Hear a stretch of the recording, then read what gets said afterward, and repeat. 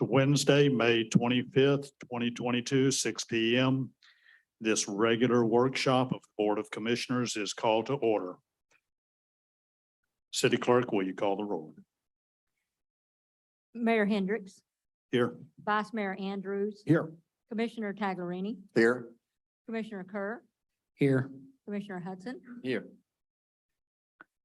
First is public comment. If anyone has any comments they'd like to make that do not involve anything on tonight's agenda, please step up to the podium, state your name, address, and you have 3 minutes to speak. Chuck Dillon, 529 Lillian Drive. There's been some rumors and some stuff going on about the parking at Caddy's, and John, you had been one that were talking about having resident-only parking. And I think that's something, I'm not sure at what point or where it can be brought up to be discussed in that, but I think that would be a good item to find somewhere, be it in this or a commission meeting or whatever. And with that, I'd like to just read what the deed actually says about Tom and Kitty Stewart. This deed is made and accepted on the condition that the land hereby conveyed to be used and maintained solely as the site of a city park to be named Tom and Kitty Stewart Park, and that the grantee, its heirs, assigns shall forever use and maintain in good condition the premises solely for the purpose of a city park. As Doug saw, my family was here for the last week, and they were all very surprised. In fact, as we went down to the beach one of the days, my sister said, "Where are the palm trees?" And I said, "Well, we gave up the palm trees for a restroom." And I believe, it should be the cities, and we gave up 7 parking stalls to let Caddies have all this stuff. Well, Caddies, it wasn't originally going to be Caddies, but ultimately I think we should have 6 of those stalls back dedicated for resident parking only. I say 6 because that's where we basically had them. And the 6 that I'm thinking about could easily have those signs posted in front of the parking stall areas to the south of the parking lot, where you could put the signs in the grassy areas. And as to what it would take to get that on an agenda or something, I don't know, but I'm just bringing it up at this point. Thank you for your time. Thank you. Thank you. Anyone else? Okay, next is proclamation for National Safe Voting Week, May 21st through 27th, 2022.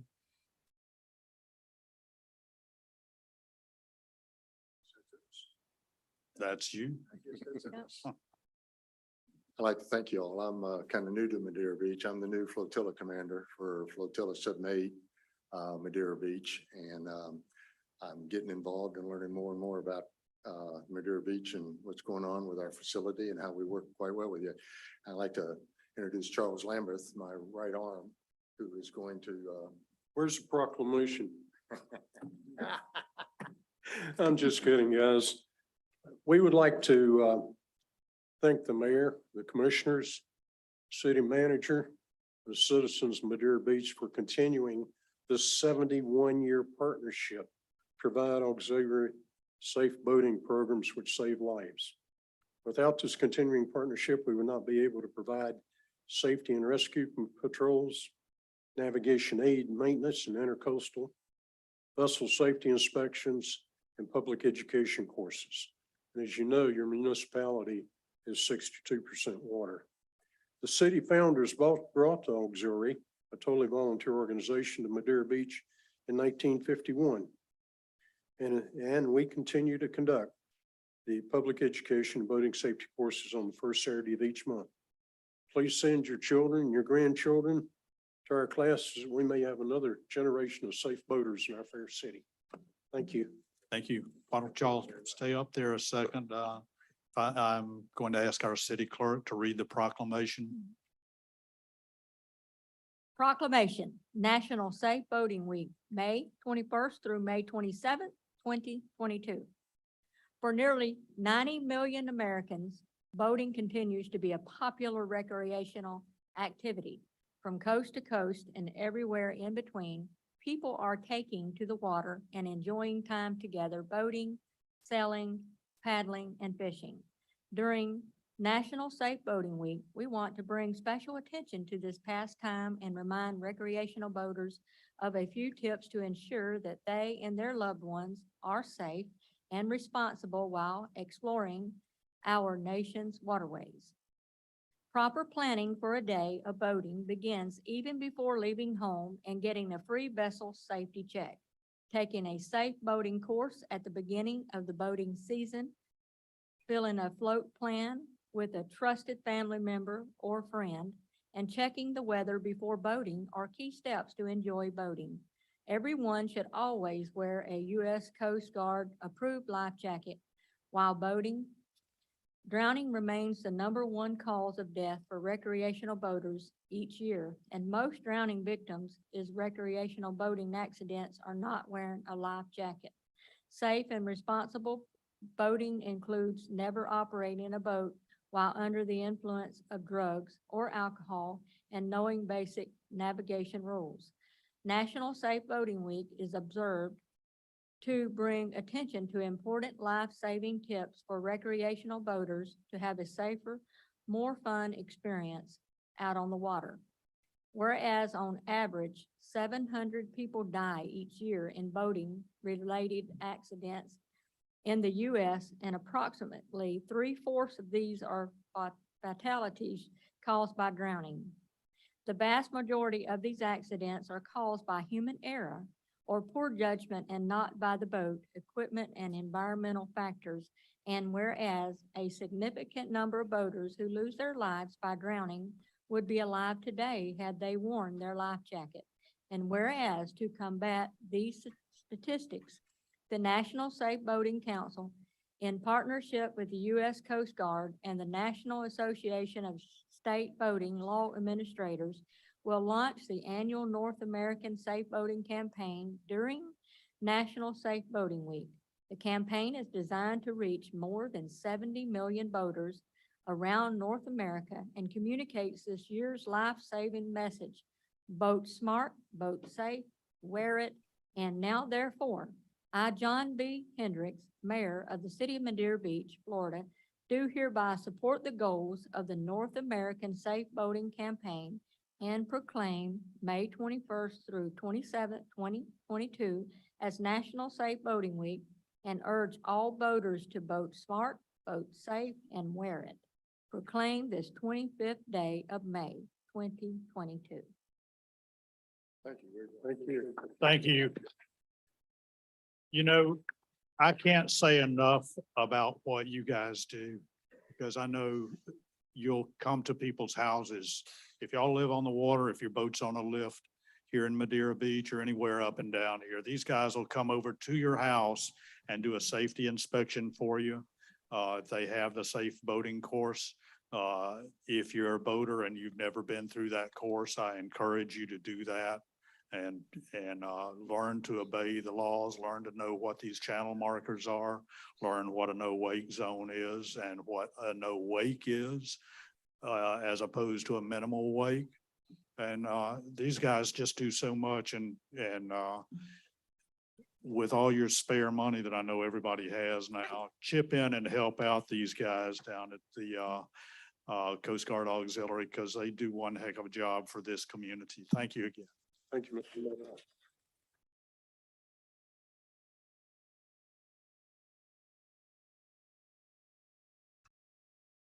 Really appreciate it.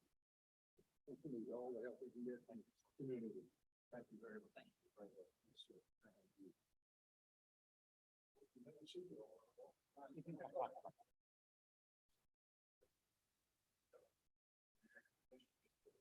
Mayor and Commission, just to add, we've been putting on our daily, this week, every day on our city's Facebook page, a tip about National Safe Boating Week.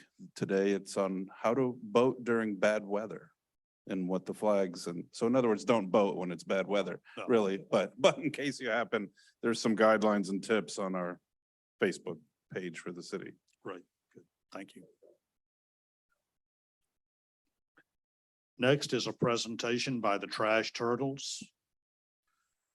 And Mayor and Commission, I wanted to just bring back to the commission here a pretty unique organization. They have spoken here before, I believe a couple of years ago. I think most of us are familiar with the Trash Pirates, but there's also the Trash Turtles of Madeira Beach that were founded by, when she was 10, CO. It's a youth environmental organization dedicated to certainly not only keeping our Madeira Beach cleaner and the waterways, but certainly spreading a great message of, what you and your family can do really to make a city even a much better place to live. So I wanted to give CO an opportunity and her family and the Trash Turtles, because pretty much everywhere that I see them, it's the whole family. It's not just CO, who I think you're not 10 anymore, but No, I will let you introduce yourself. hi guys. So it's been about it's been about 2 years since I've been back here preaching my story to the city council meeting January 14th, 2020. And it's been a minute. So how have y'all been? Good? Good. Okay. You're the same little girl that was here 2 years ago? You were like that big. Look at you. Oh my God. Stop growing, kid. Thanks. So Trash Turtles, as many of you might already know, is a nonprofit organization that is focused and committed to saving the planet one piece of trash at a time. And our tagline is Leave with Three. And Leave with Three means wherever you go, home, school, at the park, at the beach, wherever, always pick up 3 pieces of trash. And if we do that, we can save the planet. So currently, if you guys know any high school seniors, I have opened a $1,000 scholarship this year for any high school senior who's doing good for the planet. And just check out trashturtles.org for more information on that. So what we really do is just try and educate and spread awareness about the environment.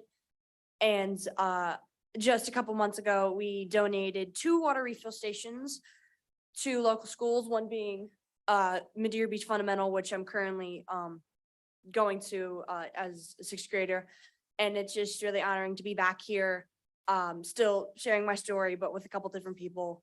And I hope you guys take away this message as always, just be aware of what's around you and save the planet whenever you can. Thank you. Thank you.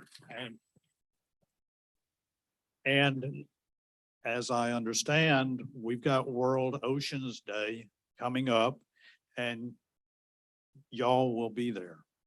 Correct. Yes. And so will I.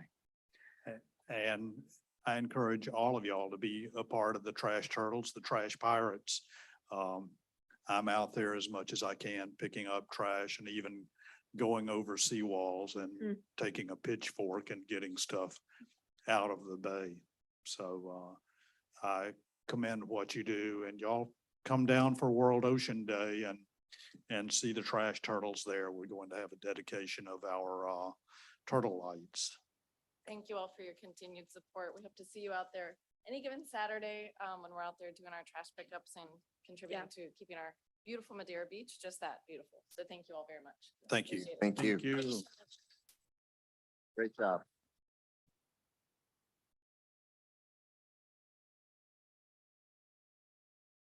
Next is a discussion about the interim city attorney. And Mr. Gomez, would you like to start on this? Sure. I think the council brought this up as a discussion item before, I believe in April of 2020, the commission appointed Mr. Tom Trask, really, and his law firm, Trask Daniel and Associates, to be the city's interim attorney.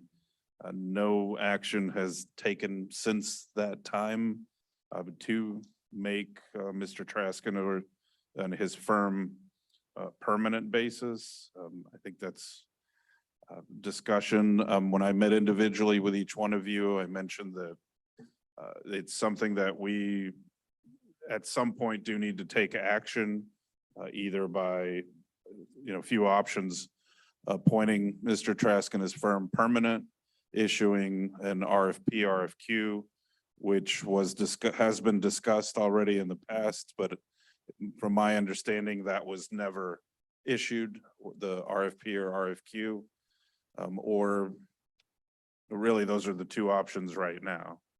So really, it's whatever the commission desires or directs us to do, we can certainly proceed with how you'd like us to go. Okay, floor is open for discussion. I put this on, I asked for this to be on the agenda. Actually, during my orientation with Tom, it was brought up at that point, and I didn't even bring it up. Mr. Trask did. And I had made the commitment that, I thought the city manager should probably put it on the agenda, but I made the commitment that if it wasn't forthwith, that I would put it on the agenda and actually have it brought up. That, you should have an opportunity to either be permanent or not. Further discussions have been, is this the time to do it, given current litigation or whatever he's working on, other than helping us make the proper decisions and guiding us in the right way? I can't answer that because I'm not involved in those. But I at least wanted to bring it up as a discussion point, and I believe that if we move forward, it should be with an RFP or an RFQ, and give him an opportunity to respond to that, just like anyone else, and have an opportunity for the commission to review his submission along with any others. Well, I will say I have known of Trask and Associates for many years. There were questions about things that had happened with legal opinions and whatnot. I discussed each and every one of them with Mr. Trask in private, asked him about them. He gave me satisfactory answers. It was brought up issues with other cities, things where cities may have lost a case. I discussed that with Mr. Trask. Each and every one of those cities, Mr. Trask is still city attorney for. I think it's the city of Dunedin. His firm has been their city attorney for over 30 years. Tarpon Springs, I think 15 years or so. Some of our cities just to the north of us, he's been city attorney for many years. Every attorney out there has many cases. They win some, they lose some. That's a part of being an attorney. And personally, I'm quite satisfied with Mr. Trask. I'm quite satisfied with the way it was handled, and I'm comfortable with him. I'm comfortable with having a vote to keep him as our permanent city attorney. Mr. Mayor, if I could, just to let you know, for all of these items that we're going to be discussing today, I told you on my first meeting that I was going to create a distribution list for our residents and just survey them, say, this is what we're talking about. What do you think? And for each item I actually have data. I have a pie chart of how everybody responded, and I gave everybody an opportunity for comments if it's not a yes or no, and I gave them an opportunity for no opinion. And it's not an anonymous survey. People have to put their name and address in, so I know who's talking to me. And so when I give you my feelings about this is based on my survey. That this survey was created using the forms application, which is provided to us through the OneDrive, through the Office suite, Office software. And so it's easy to set it up and get the data back in an organized session way. And it also exports it into a spreadsheet so I can see exactly who said what and what their response was. So on this subject, the answers varied. As you may suspect, there are a couple of people who are just not happy with the way he was hired. But the one response that floated to the top was that the majority of people seemed to think that an RFP should be initiated and allow Mr. Trax to submit along with any other attorneys who might be interested in that position. One resident said that Mr. Trash, it seems obvious to me, Mr. Trash should not be allowed to view any of the other sealed bids that are submitting. But that was the opinion of the residents that I surveyed, was that just let's make it permanent one way or the other. Thank you. Well, I've got a couple of points to make on this. And I don't know, Dave, if that's stuff you could share. I mean, and I'm not picking on you or anything like that, but if we're going to create things and put them in as factual evidence into, you got to give them to us. We got to be able to read them. The stuff with the, okay, well, I mean, you can put it on the dais and we can read it as we go. It was kind of, along the same lines of last week at the end of the meeting, you made a comment about Dylan Hubbard, not knowing really anything about erosion and things along the line. That kid, there's pictures of him in diapers in John's Pass. I mean, come on. I mean, he's probably he makes his money on the water. He knows more about John's Pass than probably anybody I know. But it's a totally different subject. On this particular subject, we had a resident come up here the other day and say that the city was in crisis because of all the mounting lawsuits against the city. Happens to be the guy who was filing the lawsuits that said this, but and then he had the audacity to turn around and say that he was going to tell us how to defend ourselves. So he's going to punch us and tell us how to defend the fight. I mean, the bottom line is we can defend ourselves any way we want. But in all due respect, there is a pending lawsuit against him, against Tom and a few members on this board right now.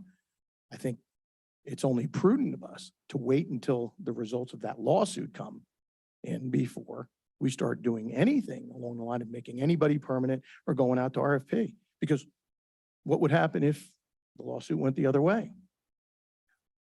Because you know what's going to happen. The person that filed the lawsuit, if the city were to win this lawsuit and the individual are going to win this lawsuit, he's going to file an appeal and try to run it into the next election so he can put out propaganda like he did against Vice Mayor Price, which 90% of it wasn't true, but he got his pound of flesh and he went that way. So my opinion is I don't think we have any choice. We can't make any permanent move at the moment until we find out what the results of this litigation is. And as far as his credentials, come on. I mean, the firm represents just about every beach community up this thing. We went and did an RFP before, guys. Okay. We got a guy that knowingly violated the charter by conspiring with another commissioner. Okay. Because guess what? The attorneys work for the board as a whole. They don't work for individuals. Conspired with another commissioner to write a letter to the attorney general. Did I file a lawsuit? No. Okay. We handled it in-house. Okay. So you get what you get when you go for low bid. We've got somebody that has the experience, knows the city. Okay. And the firm is the preeminent city attorneys for this entire beach community. I mean, this entire stretch of the island down here. So I don't know. I just don't think we even have a choice right now. We got to stay put until we find out the results of this lawsuit that's currently out there. Mr. Andrews, I just want to, as far as the results of my survey, I'll be happy to provide it next time, every time I do a survey. But the questions are not, they're just the items on the agenda. There's nothing else but what's on the agenda. And I'll be happy to provide you with the response. In regards to the comment I made at the end of the last board meeting, I wasn't questioning Mr. Hubbard's knowledge of John's Pass Village at any rate. I was saying that he gave incorrect information about impervious surface ratio. You didn't provide that information. I'll be happy to. I have the data from the Commissioner, environmental. all I'm asking, if you're going to submit evidence as fact, you need to provide it to us. Well, I didn't so know that he we was can going to say that. Huh? I didn't know he was gonna say that. I You had to didn't counter know, his but effect. the whole thing is So you've done I this a said couple it of in times. when you've- response to it. One at a Okay. time, please. Yeah, you've done this before, with your ISR stuff, and I'm happy to read everything that you bring. But the meeting before that, and then you put it on the agenda for the last workshop, and you didn't show. So we were sitting here wondering, and then Commissioner Kerr did a little research about the 0.70 in St. Pete, and it was 0.85. Okay, so if we're going to submit evidence as fact and you want to sway this jury, you've got to give us the information to read. I mean, that's what I do here. I read all of this stuff. That's why, I'm pretty well factually caught up on it. ISR is a whole new thing to me. I'd be the first one to admit it, but that's why I've been reading up on it. So if we're going to submit fact, if you have an opinion, terrific, make it your opinion. Don't start stating fact and not have information in front of us so that we can read it. That's all I'm Glad asking. to Okay? provide it. Glad to provide it. I guess I'm not against submitting or creating an RFP. But there's not that many cities, that appears, that don't use this firm. And I would be nervous picking anybody else, because that caused problems the last time we did that. It absolutely So, did. I don't know whether we can do it with a vote, or I don't know if we do want to do the RFP. I'm okay with that. But I'm going to probably lean towards staying where we are, just because we know what we get. Yeah, they've got a very good reputation in the community. And just because his firm lost a case doesn't mean that he was necessarily even involved in the case. He's got a number of attorneys that are with his firm. One sits right over there to our right now. So, and I think, you're the attorney for a number of cities in the area. Do you know offhand how many cities, Trask and Associates represents? Let's see, we represent Tarpon, here in Pinellas, we represent Tarpon, Oldsmar, Reddington Beach, North Reddington Beach, Reddington Shores, Indian Rocks Beach, Kenneth City. We just were hired to be legal counsel for Holmes Beach, which is in Manatee County. And I am one of two finalists for to become village attorney for the village of Estero in Lee County. So, we have that. Our 8 attorneys, 5 of them are board certified in city, county, and local government law. Only about 6% of lawyers in Florida are board certified in anything. And I'm blissfully unaware of what this case is that y'all are talking about. But, Mary, you're right. I mean, no firm that litigates is going to win every case it gets. You get the facts and the law dished to you that come with it, but I myself litigate a lot. And just last year, I'm responsible for helping the city of Reddington Beach in federal appeals court to uphold its customary use ordinance for people's right to be able to use the beaches. We have a lot of successes representing municipal government, and I'm not, selling. There's other good lawyers out there too, but I don't know what the criticisms are, and it's up to you all what to do. I've heard about low bid, but generally speaking, my advice, I do public procurement as well. And that's one of the things that you would have to think about if you solicit. You wouldn't do an invitation for bid, because that's like a low bid thing. You would do a request for proposal, and you need to put together a scope of services. And one of the things that we have brought to the table for you is that we're more full service. So I do labor and employment law. I've become your labor and employment counsel. Whereas you used to use a Tampa law firm for that, you don't have to use them anymore. My hourly rate is a lot less than they were. I do public procurement. I've trained your staff on how to do those things. So, we've served you, I think, in a more holistic way. But Mr. Trask, who briefed me on the agenda tonight, he's completely respectful of whatever y'all want to do. The lawyer doesn't hire the client hires the lawyer. So if the majority of you want to go out and solicit, you certainly may. If I might, just to, clarify and set where I am. By issuing an RFP is not saying you're changing lawyers. You still have an opportunity to review everything that's out there and make a decision as a collective body on where to move forward. Now, if that's the same attorney, great. If it's not, it would have a reason. Timing is a big part of it, but I think it would clear a lot of gray area that's out in the community of interim attorney. Interim to me is short term, 2 or 3 months, 6 months, not 2+ years and not even want to have the conversation.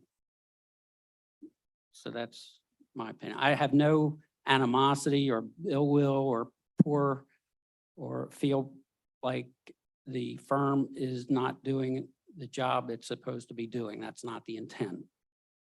And as I brought up in the very beginning, it was at Mr. Trask's. He brought it up to me that it should be addressed. Yeah, well, and that's, they are a full service firm. I think there's only 1 or 2 disciplines that you may not offer. Is that correct? Yeah, we don't do municipal bond opinions because that's a highly tax law focused thing. There's a couple of firms in Tallahassee that everybody goes to that does that. But other than that, I've done all manner of things. I've even done intellectual property stuff. One of my clients had an employee who invented a unique kind of trash can, and so I helped them get a patent on it. I think we're fairly unique in that respect. There's a couple of firms over in Tampa that do focus on municipal law, but their rates are higher than ours are, and so that's where y'all are at. Well, I know we went the route of a one-man operation last time around, and frankly, it was kind of a disaster. And this, of course, we don't vote on it tonight. Whether we move it to a commission meeting to vote on whether or not we send it to an RFP. I'm fine with what we're going through right now with the city with some of the litigation. I'm fine with it staying like it is. I would hope that if it's decided that we bring this to a vote, I hope people think very hard about where we are now, where we're going, and what we need to do. Yeah, thank you. And the other thing, and Rob brought it up, and it really rings true. Having all of our attorneys in-house is a huge deal. When we had the other attorney, they were hiring outside counsel for everything because he had no specialties in municipal law. So there was a case in front of the Civil Service Board. A group of citizens were up here, and the city manager and the city attorney went out and hired 3 lawyers, 3 separate attorneys. And I know the mayor knows exactly what I'm talking about, paid them top dollar to defend a guy to defend the city manager in front of a board, and the city manager didn't show up. So, I mean, there's so many things that can go wrong when you, and if you want to do an RFP, I got no issue with that. I'm just saying, trust me, because the last time it comes out on paper real good, but then all of a sudden the back costs, we ended up paying 50% more per year based on and the trash firm is making the same amount as the one-man band was making. So guys, it's not even a contest, but I'll do whatever you guys want to do. Robin, do we need to do an RFP based on the cost? Yes.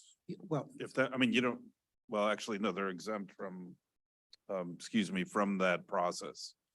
So we don't have to do that, but Your, Well, not your- required. your procurement code, which I helped revise recently, has a whole list of things that are exempt from the procurement code because of their unique nature. Selecting your lawyer is one of them. So it's utterly up to you. You can just pick someone. You can do a invitation to bid, which is strictly a price-driven thing. I would think you wouldn't want to do that. Most governments do a request for proposal where you would say, here's the legal services that we're looking for. Here's the basket of legal services. Propose to us what you want.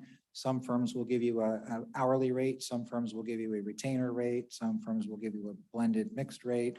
But there, it's a combination of the price that you get as well as do you like the firm and does it have the appropriate resources and skills and reputation and so forth. So you have wide options on what to do. Just to be clear, you said a request for proposal. That doesn't mean we're obliged to take the lowest bid. We can make our decision based on the whole package. Or we can vote to make Trask and Associates our permanent attorney. Or we can do nothing. Well, it sounds like we need to do something. The board needs to approve an attorney. So it's not an, I mean, temporary. I would not be opposed to making a general agreement that we revisit this in a certain period of time, 3 months, 6 months, whatever, to give an opportunity for existing case law to be cleared or getting close to cleared. So if we can agree to that, then we could put it on the agenda for a future. I'd rather see it on a future workshop. I don't want to just throw it to a regular meeting, but make that agreement. So maybe 6 months. I don't, So- he's doing, I Okay. mean, I don't see any issue why there's any rush, but I think we need to bring it to a head. That's all.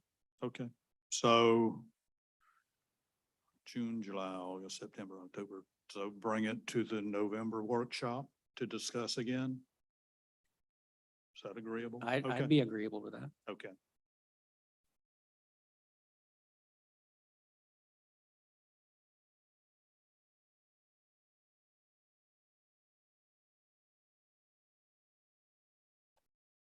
Any public comment on this?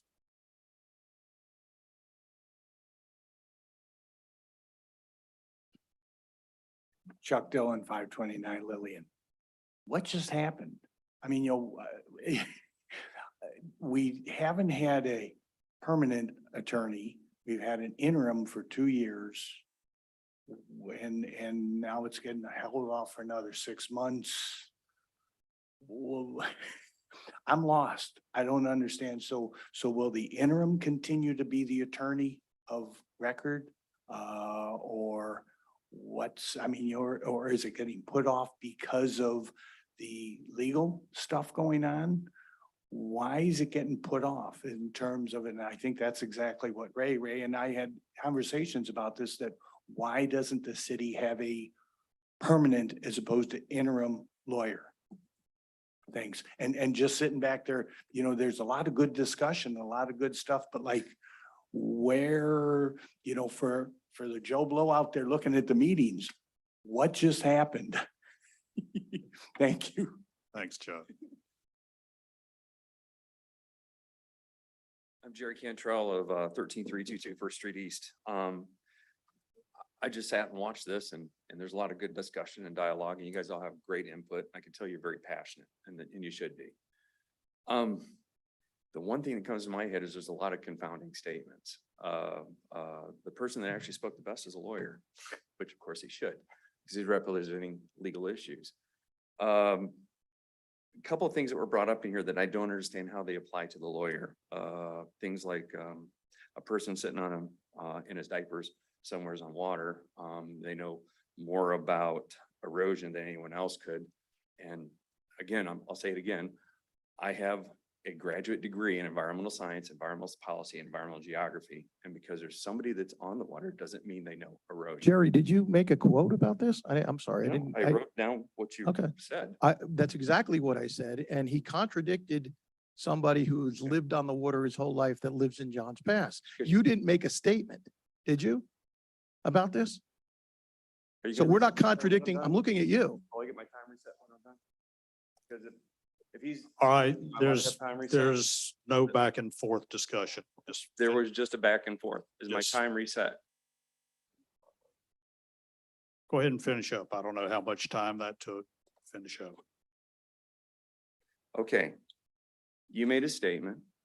I'm coming back to you as a person with knowledge and an educational background that actually supports it. All I'm doing is saying there's confounding issues. I'm not saying you're correct or you're incorrect. I have a feeling about it. I actually have knowledge about it even. But I'm saying there's confounding issues. You're talking about a lawyer and you're bringing up other issues, which waters down the issue. That's why it's confusing. It's confusing to me. So with that said, all right. Another thing that came up was the 0.7 to 0.85 ISR, where Commissioner Kerr stated that he could only find specific year on that. I believe it was 1 year you quoted, you could find it. I am certain there are other years where it does say it's 0.7. They actually have a whole thing on environmental causes, trying to make sure that they're incorporating that into all their decisions as they actually improve the city and look at their plans. That is something that's there for them. I am certain of it. I've read it. All right. Why is that when you're talking about a lawyer? It has nothing to do with a lawyer. All right. Let's see. You guys another thing is you went to the representative from the firm that you're actually going to be discussing about trying to do an RFP that may replace them. I don't know if it should or not. Why? Anytime you do a request for proposal, you don't ask the company that could be replaced to be involved in it. Now, they're your legal support, so there's going to be some things they have to say. That should never have happened. You can't ask the person that you're going to be talking about and finding out a decision. Are we going to replace you or are we not? You want me to stop? I'll stop. My time No, is I'm gonna give interrupted. you another minute. Thank you. All right. So that's confusing. Then I look at what Mr. Eschlander, I hope I'm saying that right, Eschenfelder said, and it made a lot of sense. It's a request for proposal. You don't want to see prices. I mean, you got to have a ballpark. You don't want to pay top dollar for everything in the whole world. You got to make sure that it's fair to the city and the community. But a request for proposal is just a request for proposal. What are you going to get? Are you going to have apples to apples or oranges to oranges? I mean, you got to look at it and make that determination. That's why we elected you. And because there's some pending lawsuit, which you haven't even stated, is there a date known that it's going to go to trial? Is it going to trial? Is something pending on it that's going to be imminent so you can't change law, your lawyers? Is it the city that's in trouble or is it an individual that's in trouble? Where's the conflict here? It doesn't make sense that you're not at least looking to find out, is there something permanent? That's all. It doesn't make sense. Thank you.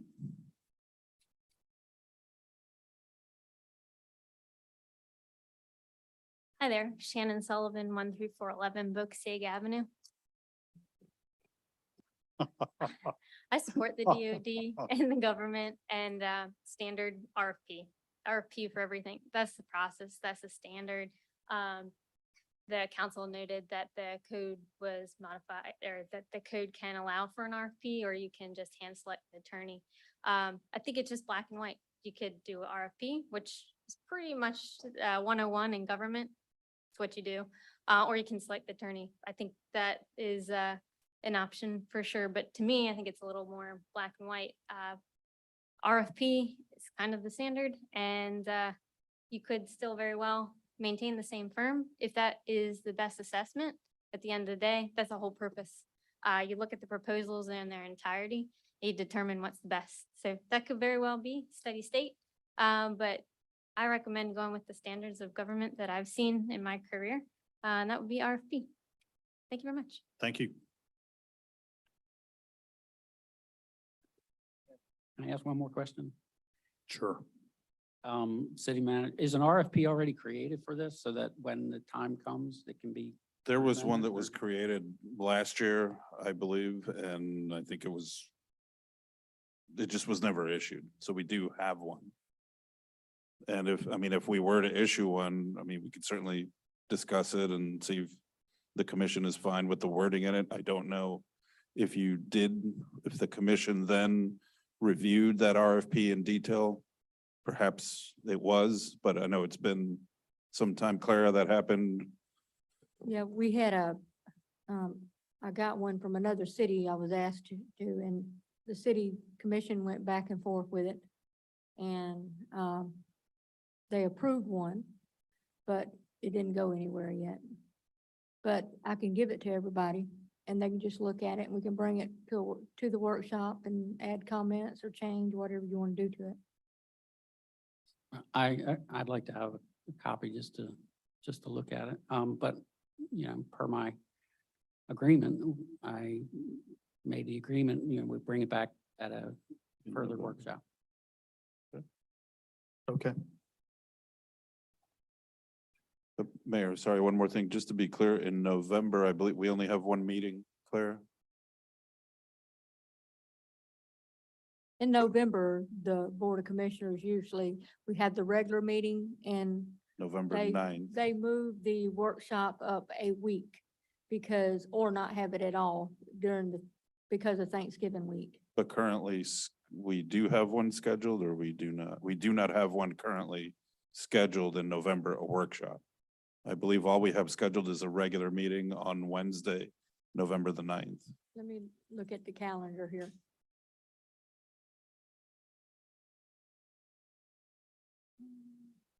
October.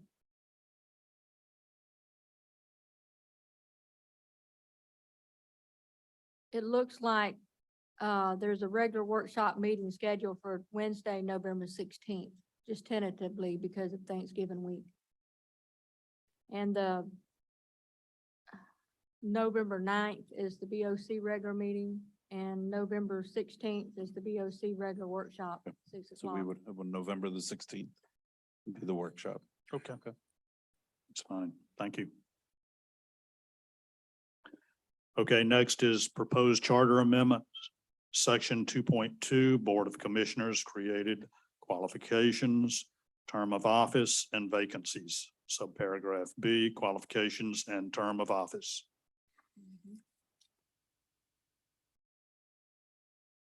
So I think was a small change on that, not much. We had discussed that and I think that was the one that was saying that a commissioner can start working right after they're sworn in. Is that right? Correct. Right. yeah, so probably we'll have. They removed the word regular meeting, just the next meeting. Yeah, upon induction into office, and we can have, for that matter, have a special meeting for swearing in after the election. It's probably, I would think, the best route to go on that. As soon as we get the election results and they're certified by the canvassing board of Pinellas County. Okay. So, The folks that I surveyed on this are in 100% in favor of this. okay. All right. Any more discussion on that? Any comments on that from the audience?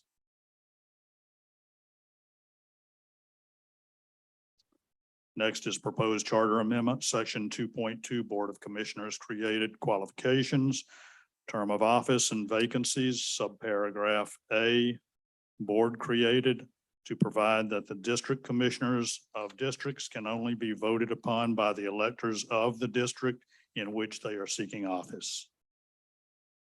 Floor is open for discussion.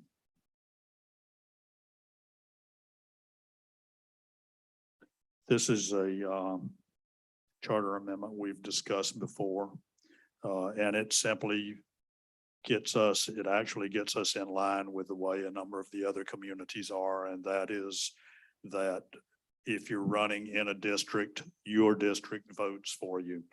And there are some things that may be of specific interest to a certain district. And you've got your commissioner that's looking out for your district's best interests. My opinion on this is that this would be a good move to make because I think, different parts of town have different interests as to what happens in town. And if you have a certain part of town that is voting for certain elected officials, then they can, in essence, take control of a town. And I don't think that's right. Mayor, my response to this was, all but one person, are opposed to this. The one person that didn't say they were opposed to it said they weren't sure, they didn't understand it.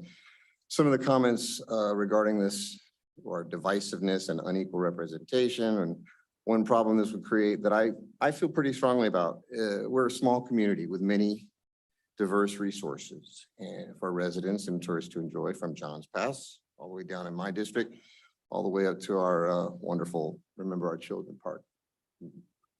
Commissioner Hudson, since we're so small and residents can easily enjoy both locations and have strong feelings about ordinance and plans that might impact their enjoyment of either location. However, as you know, now Johns Pass Village is in District 1 and Rock Park is in District 4.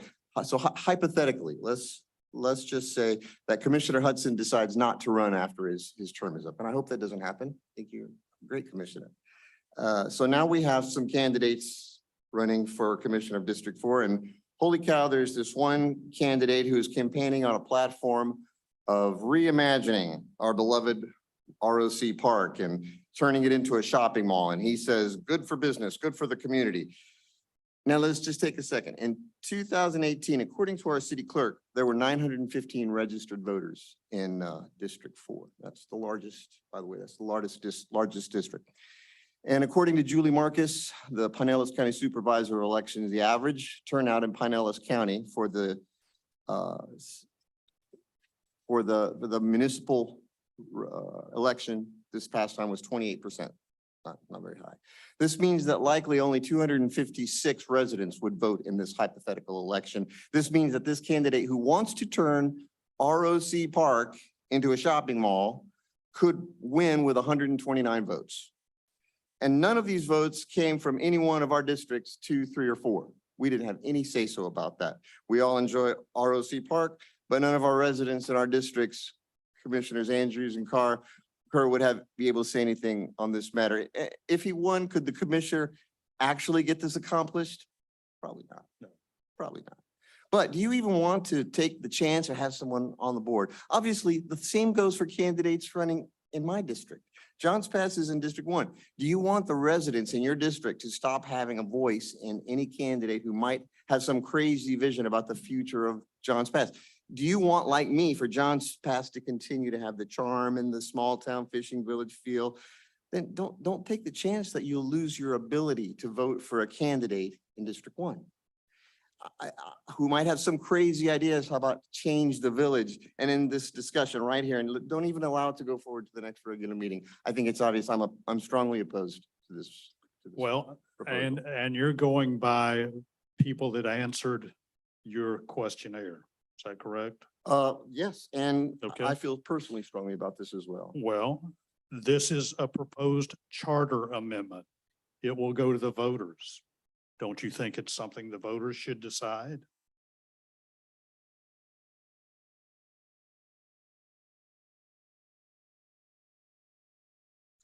According to these people that I talked to, they're not interested in changing it. Then why don't the voters decide? Are you wanting your people that answered your questionnaire to decide whether or not a charter amendment goes on the ballot for the entire city? Do you have data from other residents that you know about this, or is this just anecdotal? Well, I didn't put a survey out, but I'm asking you, don't you think you should give the residents of Madeira Beach the opportunity to say yes or no? Based on this response, I don't think it's something that we should mess with. No. Can I chime in here real quick? I actually, conceptually, I agree with the idea. The problem is, and I agree with Commissioner Tagliarini on this almost completely, because if we were a bigger city and there were more votes, I would say, okay, well, that makes a little more sense. But he's 1,000% correct. I mean, if we get a turnout of 200 people that are going to decide who's going to be in one spot or the other. I mean, even on a good election, we get what, 1,100, 1,200 people coming out. And our problem is we never have an election that falls with like a presidential election in November. We're always doing it kind of in the off months. So we're never really going to have a massive turnout unless something's going on. So even when this came up originally, I was never a huge fan of this. And sometimes we just leave well enough alone. Again, bigger city, we were in, like there was an alderman for something or in different quadrants of a city, I'd say, yeah, but we're all voting, we're all supposed to be voting on what's best for the city as a whole, not what's best for our particular section of the city. I mean, I think that's kind of in the charter, how we're supposed to be running it. So yeah, I'm with Dave on this. I guess Well- I'm leaning in that same direction. One of the things, all these districts are very different from each other, and making the candidate, when they're running, talk to people from other districts and hear different perspectives, I think is important. So this would take that away. I also a little bit against it because it's a lot more work for the candidate, and you're gonna need to find people in other districts that will back you and things like that. But I think it's probably more important for the city that the whole city pays attention to candidates from other districts and helps decide. And the other portion of that too, and Dave just hit on something that I totally forgot, was now you're locking people out for a vote every other year. So if your candidate's not, we can vote in every election. So if there's a candidate running in District 1 or District 2, you can certainly vote for him. Next year, you can vote for a candidate in District 3 or District 4. If you're only allowed to vote for somebody in your district, well, I mean, we have a tough time getting turnout anyway. If we're shutting everybody out every other year, I think we're creating more of a problem than we need. So then why do we have districts? Yeah, I don't know. No, like I said, I'm Why? really middle of the road. Everybody's at large. Like I said, if this were a bigger city, I'd agree wholeheartedly with you that there were different areas. But with a town like this, I mean, like I said, we should be encouraging voter turnout, not shutting everybody out every other year. Yeah, I know Treasure Island does it by district. They may have, somebody gets 75 votes and they win the election. So, If I could say, sorry. I just, thanks to Clara sending it my way, I did finish a class for newly elected municipal officers, and they talked specifically about this. And it really it was a very broad course, but they talked about this, and both district and at large are common in Florida. But as Commissioner Andrews was saying, the larger municipalities tend to be by district. The smaller municipalities tend to be by at large. that's not necessarily the case along the beach, though. No. Okay. Thank you. Just to give my opinion, you guys have Sure. been very, very Sure. active on this one. Okay. I would agree basically with the majority. Sorry, Mayor. It's okay. That's what it's all about. And that was before Commissioner Andrews talking about actually, okay, every other year, just given this last election. So half the city probably would not have shown up for any charter amendments because they didn't have anybody to vote for. So you have to think about that as well. They mail your ballot to the house. How hard is it to fill it out? and Well, I guess walk I'm it old. back out to the I guess I'm mailbox? old school. But what I planned to speak to on this was that, I feel I was elected at large and I'm trying to make decisions at large and not specifics from my district. So I would be against putting this on the charter. Okay. It was those two people from that other district that got you. I know. Yeah. How you doing, Chuck? Is there any public comment on this? You again, huh? Chuck Dillon, 529 Lilly. John, you're absolutely right. You're not taking, you're potentially taking the vote away from the people. However, sometimes you have to take things away. In our election, 40 people, none of the 40 people voted for either Ray or I. 40. 3 of them that were voted for both of us.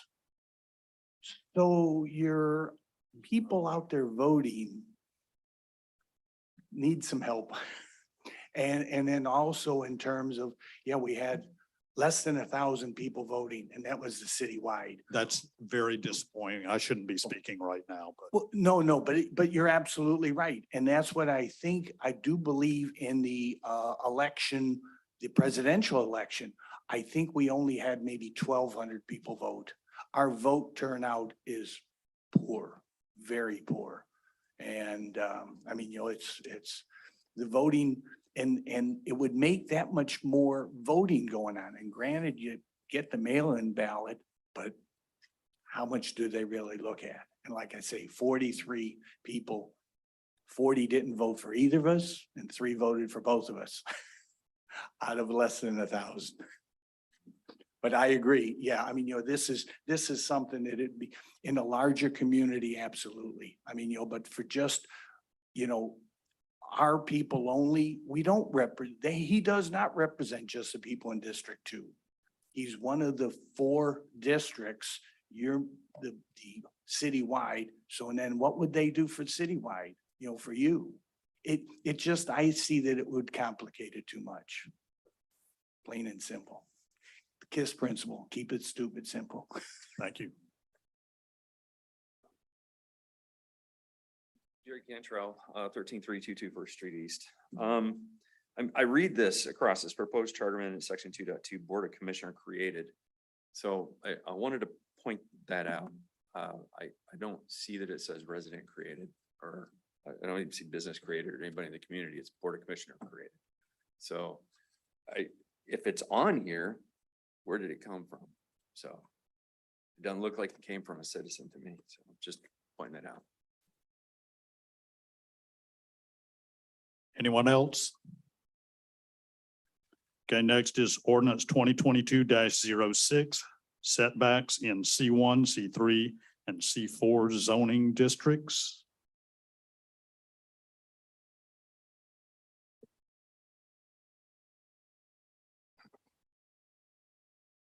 Okay, I'll be sharing the presentation that we went over on the first reading for the setbacks in the commercial district. This was also shown to Planning Commission.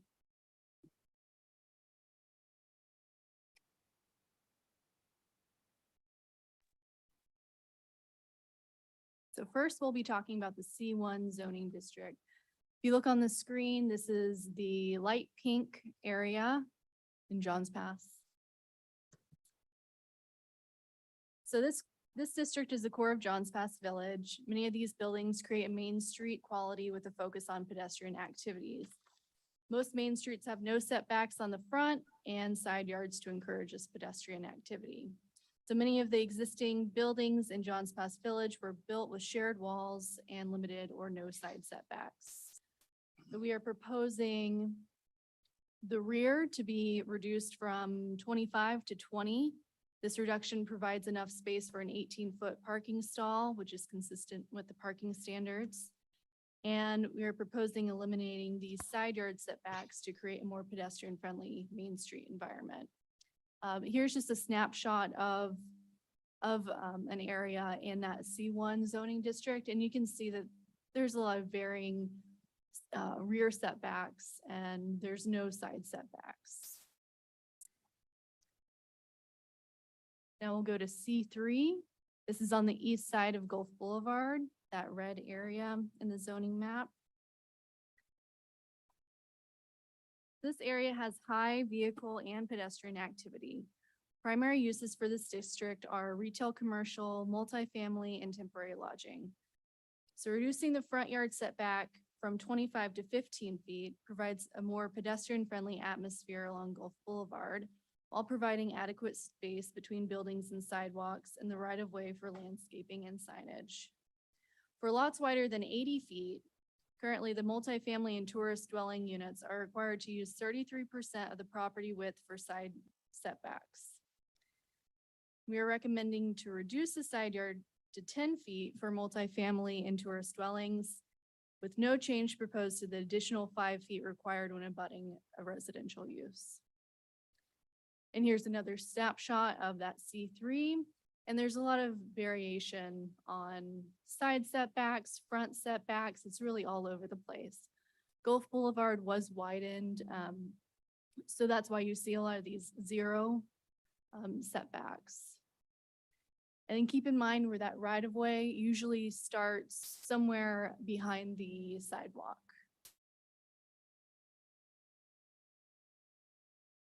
Here's just a visual of that 15-foot front setback.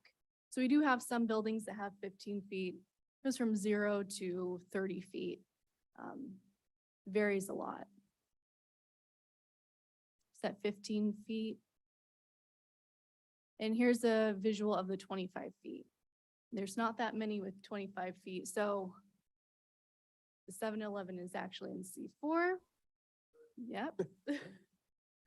But that's the 25. It looks like it's 25 feet. And these are all approximate. We just based it on looking at the property appraiser and then measuring from Google Maps. Okay, before you go on, can we ask questions about this one? Okay.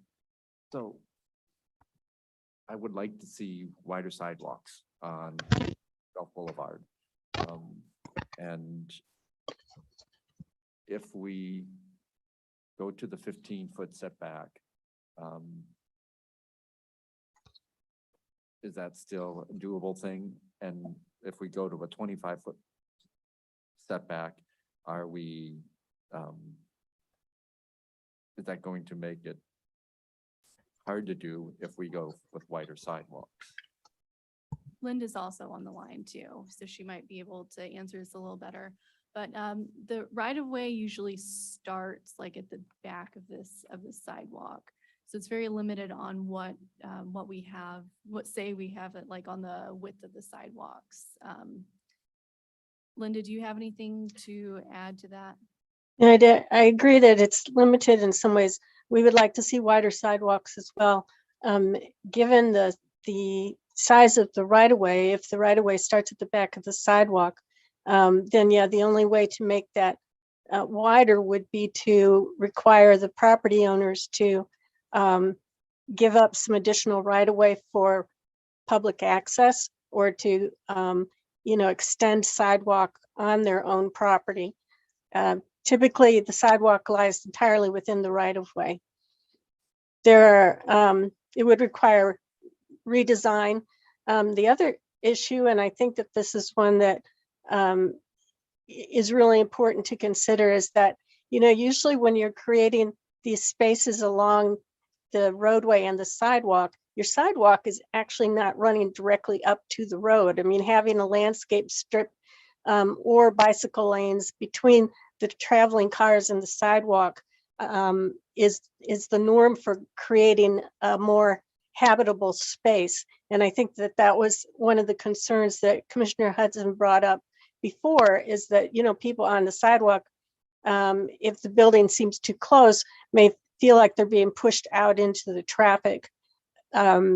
So it would be important if we were going to redesign the sidewalks to make them wider, then I think we really need to work with DOT, because it's not all going to fit within the right of way as they have it configured now.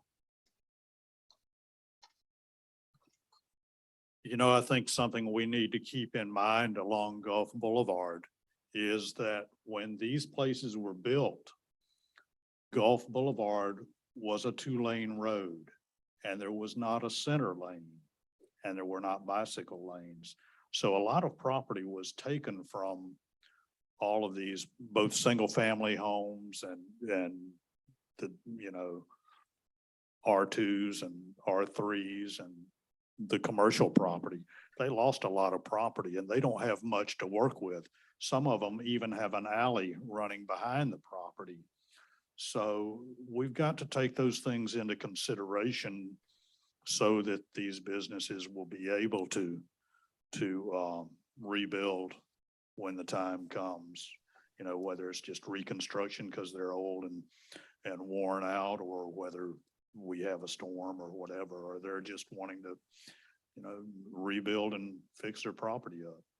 Mr. So- Mayor, if I could also state that this is a really complex issue here because the property owners lost 17 feet worth of front yard to the road expansion, and because the sidewalk is sometimes right next to the road.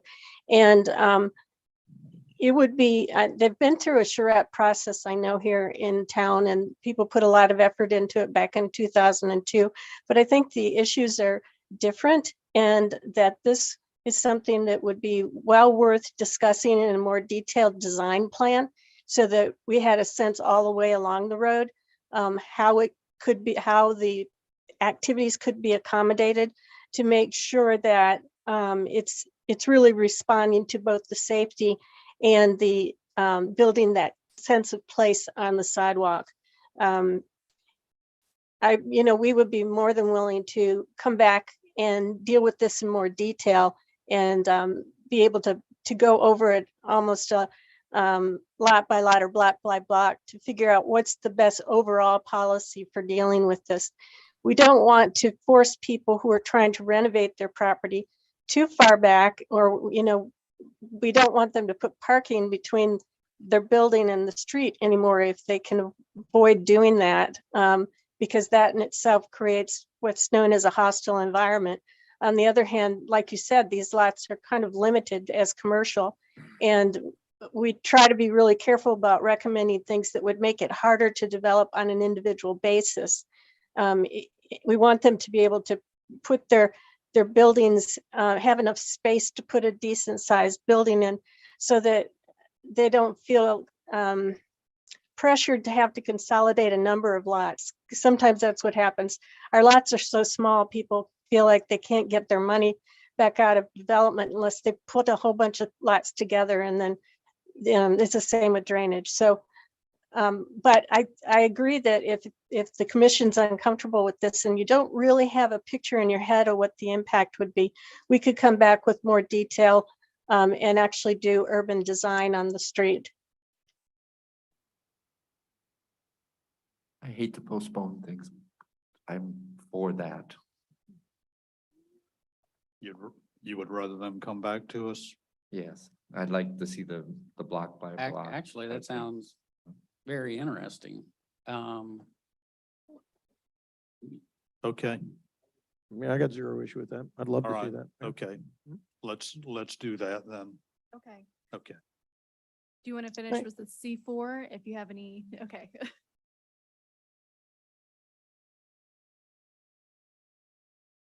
Okay, so we are on to C4. This district includes an area of the east side of 150th Ave, south of Welch Causeway, and 2 areas along the east side of Gulf Boulevard. It's kind of hard to see on the zoning map, but it's like that maroon color. So not that many spots in the city. The proposed changes on the side setbacks in the C4 zoning districts are similar to those in the C3. With no changes to the front, so that would still be the 25 feet, 18-foot rear, that would stay the same, and then the side would go to that 10 feet plus 5 feet if a commercial is next to residential. Jenny, am I correct in assuming this is pretty much just our property, right? The marina property? Yeah, there's not that many, so you can see down Oh, okay, I'm sorry. here. I didn't see I don't the know other if you ones. can Okay. see my. It's the marinas. Yeah, and then right here, and then this marina over here, our marina. So the not that many marinas, the properties. Fish House, Cost Plus. Yeah. Yeah.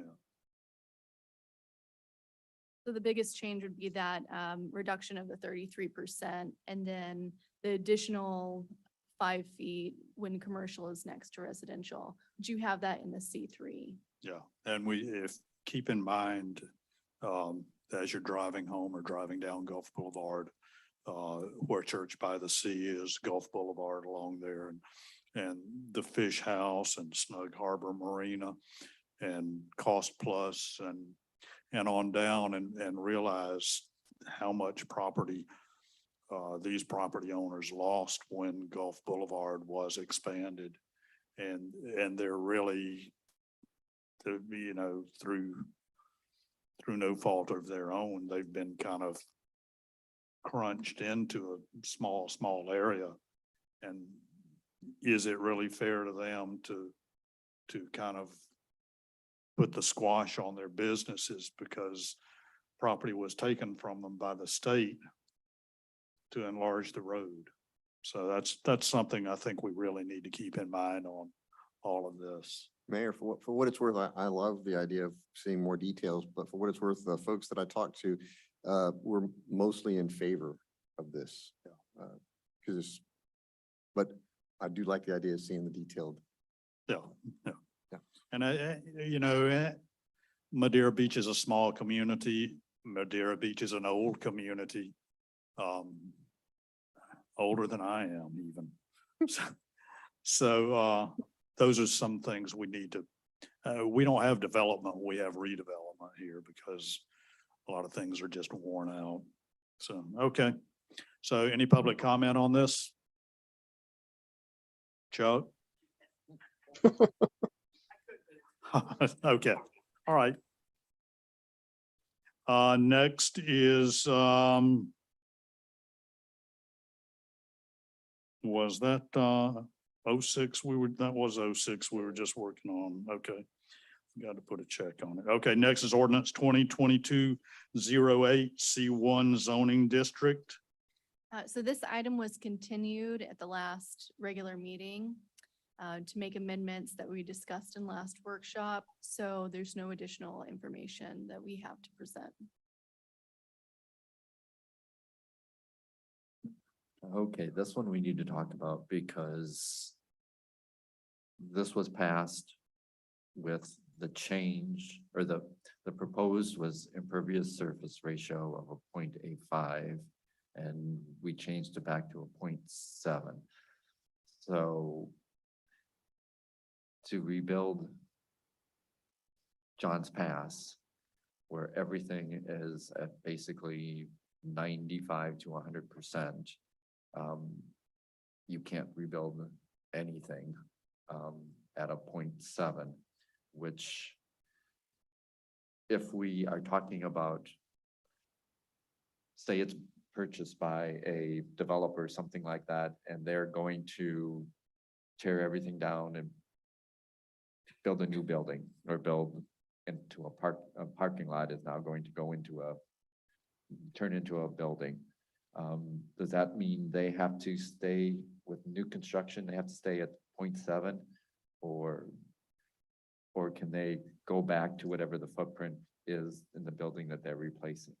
So through the redevelopment, they could be within the same footprint. It depends on which zone it is. Also, Jen, don't forget, redevelopment has to be approved before a building comes down. And so they would not be able to build back based on footprint that was there, like on that parking area. Those buildings have long been gone and there was no approval process. So yes, they would have to meet all new codes and they would have to find a way to build, leaving on their overall site plan, they would have to leave the 30% pervious, yes.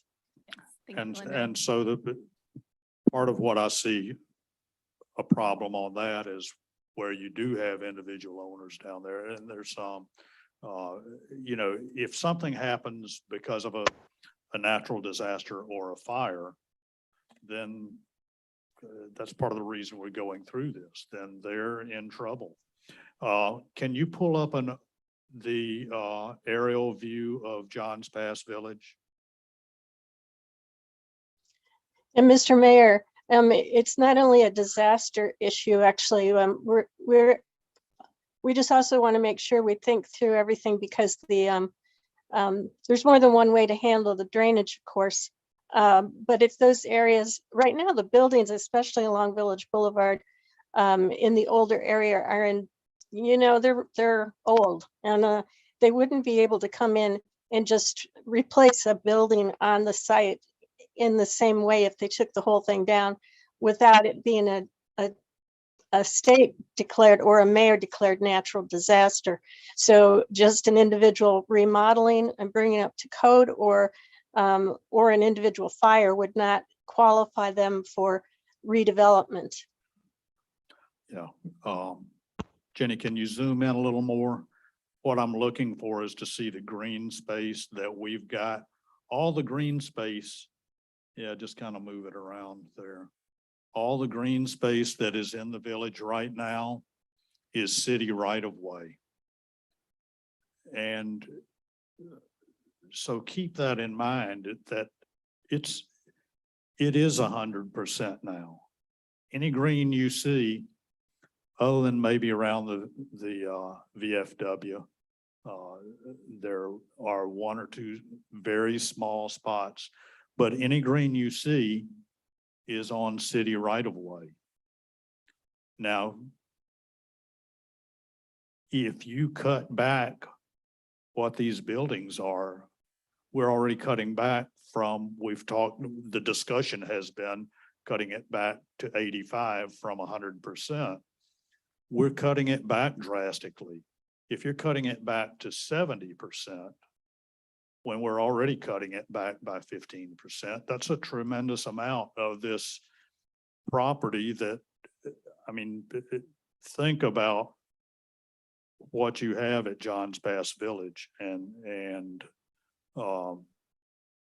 just walking around, you're one store to the next and everybody loves it. What we're looking at is to being able to preserve the village pretty much like it is with doing another 15% of green space down there. Now, that's not to mean that the city can't, in some of its right of way, do more green space. But I'm still a proponent of the 85 ISR. Perfectly stated, Mr. Mayor. Yeah, I mean, we're already asking these folks if, like I said, the worst happens, we're asking them for a 15% reduction. At 70, we'd be looking at a 30% reduction. So I don't see how you can go to a business owner or go to a building and say that that's good for us and good for maintaining what the past was or is or what have you. So, and I have a tough time even saying that they shouldn't be able to rebuild just as is. I mean, but most of the people understand the reasoning behind it. Most of the people have come to these meetings and they're okay with 85, but they're certainly not okay with 70. And that's why I was asking about the pervious pavers in the streets. I didn't mention the streets at the time. Pervious pavers are not allowed. And I want to make a distinction between pervious asphalt and actual pavers.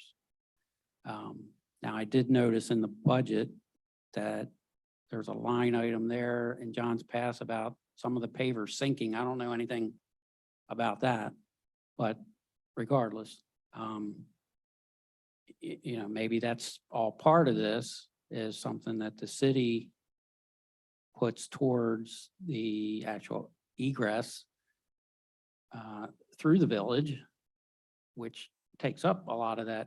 You don't have to worry about the impervious service ratio on each individual property so much. And then as far as building back with a fire or storm or whatever, as long as you do it within 6 months or whatever, I thought that we found that there is an ordinance that allows you to do that. Yeah, I don't have that up in front of me. That it allows it.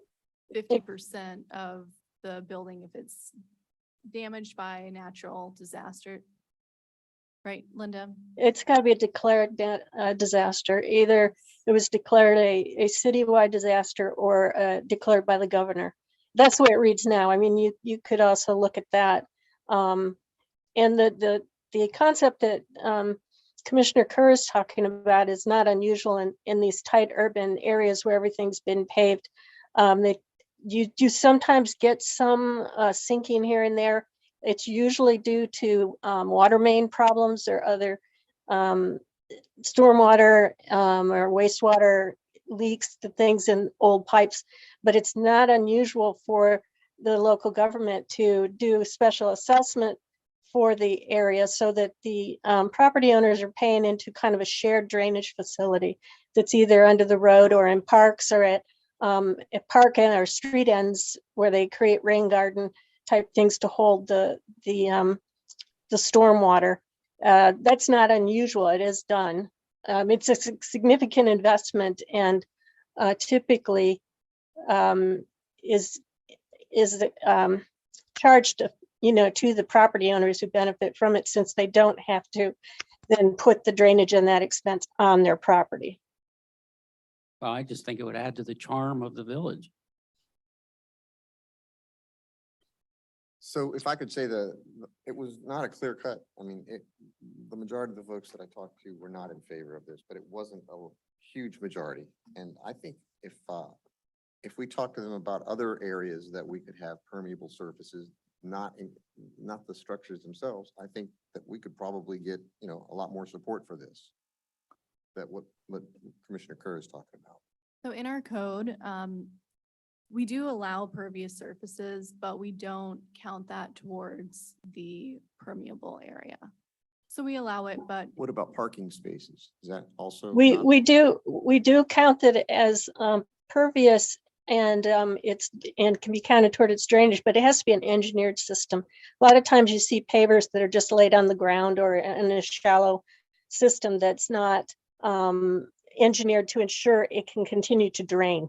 That's real important, because if you just lay pavers flat on the ground and compress it, it won't drain. Even if the pavers themselves are pervious, the water's not going to get into the ground. So it's a system. It's usually at least 18 inches deep with different grades of granite and other strata in order to ensure drainage into the system underneath. But that is allowed. It can be counted. Now, there's a difference between your green space and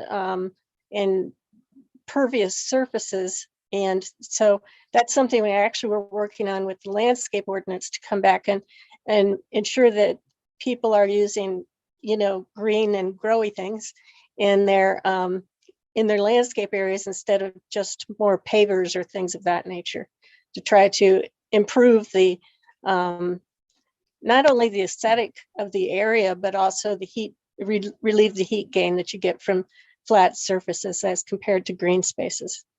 Thank you. And I could be wrong on this, but as I understand, our water table is so high here that we're really getting basically no benefit from pervious surfaces like streets.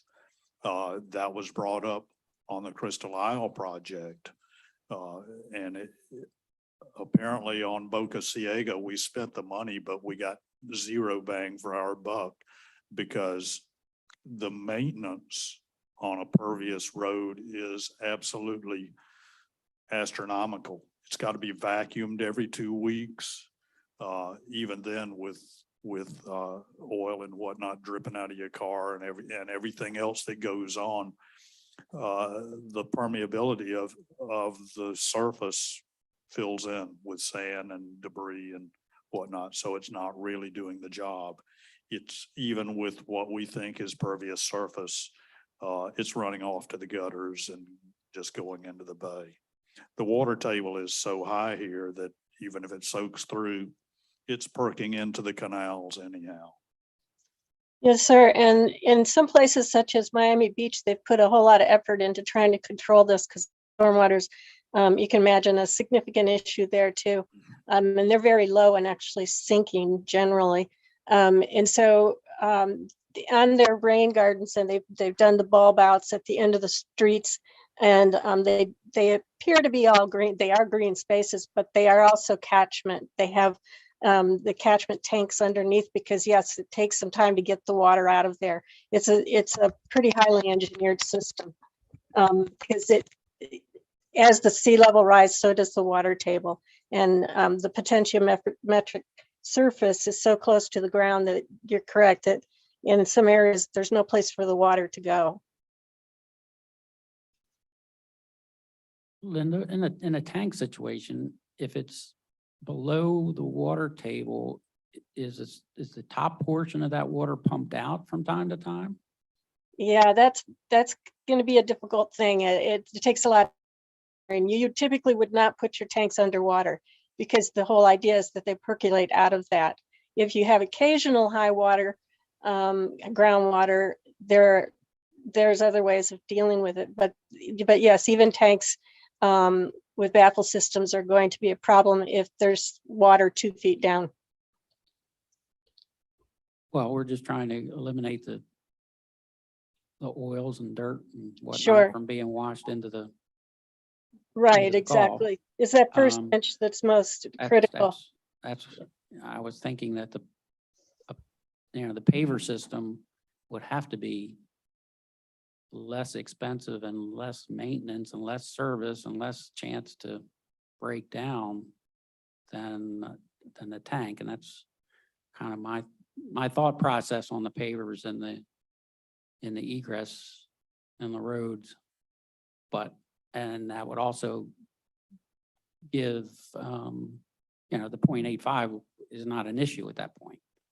So, and we're really not talking about something that's being done tomorrow that you're trying to budget for. It's more of natural disaster, and we're going to have bigger things to worry about. We start putting things back, then if it's in the code or it's in the ordinance, then that's the way we put them back.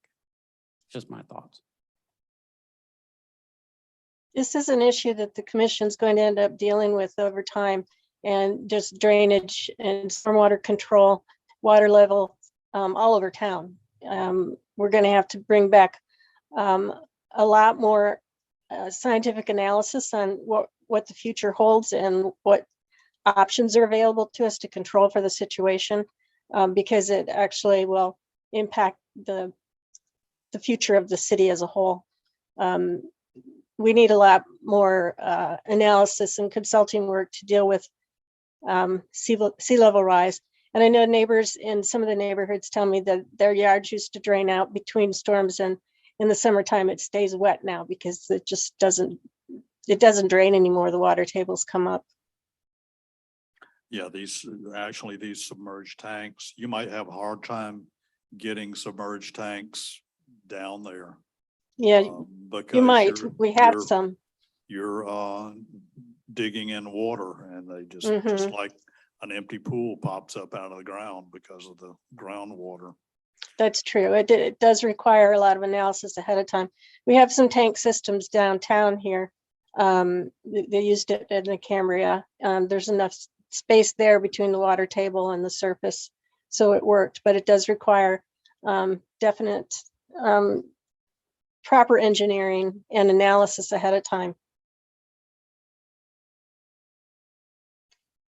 Okay, so we, in the first reading of this, we passed it as switching back to the 0.70 for the impervious surface ratio.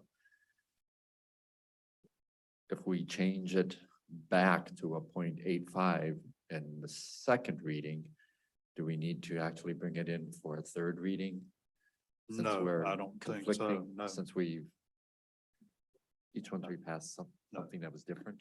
And my recommendation is to leave it like we had it at the 0.85, because we're cutting 15% out at that. And as you look and when you really think about it and think about the green space that is there now is city. And we're going to ruin a lot of businesses if we try to cut it back that other 15%. And I agree, and I'm sorry, Commissioner. I just don't know how else we can do this area. It's a unique area. At that impervious surface ratio. So,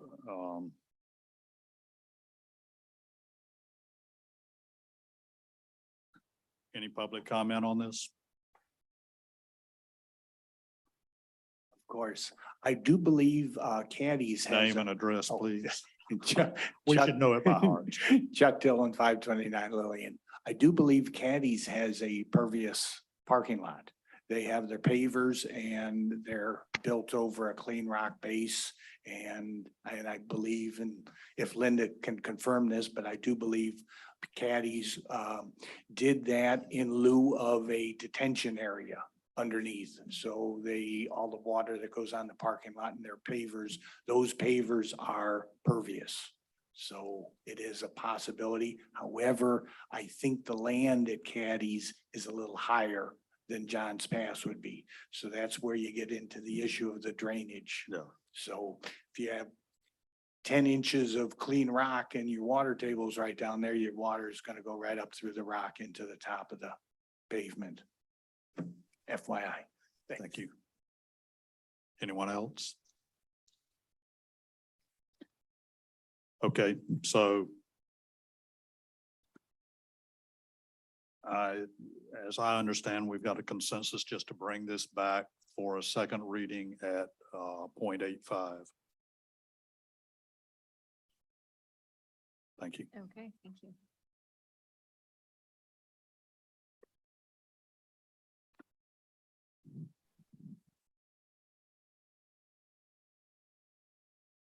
Next is section 110-93, 3E, addition of residential R3 structures.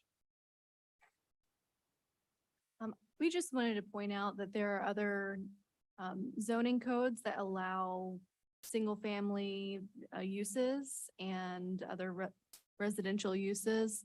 So just when you're going forward and talking about this, just keep that in mind. I know there's discussion on possibly adding the R3, but I just wanted to let everybody know that it does pop up in other zoning codes.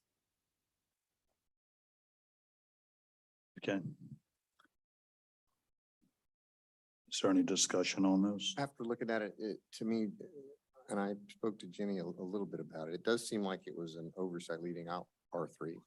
And I think, and the folks that I spoke to are in favor of adding the R3 residential structures to this ordinance. What would be the harm? None really. If it's referenced anyway. No, I don't think there's any harm. I'm not sure why it was not added when this was written, but we can definitely add the R3 and bring that to you. Okay. Any public comment?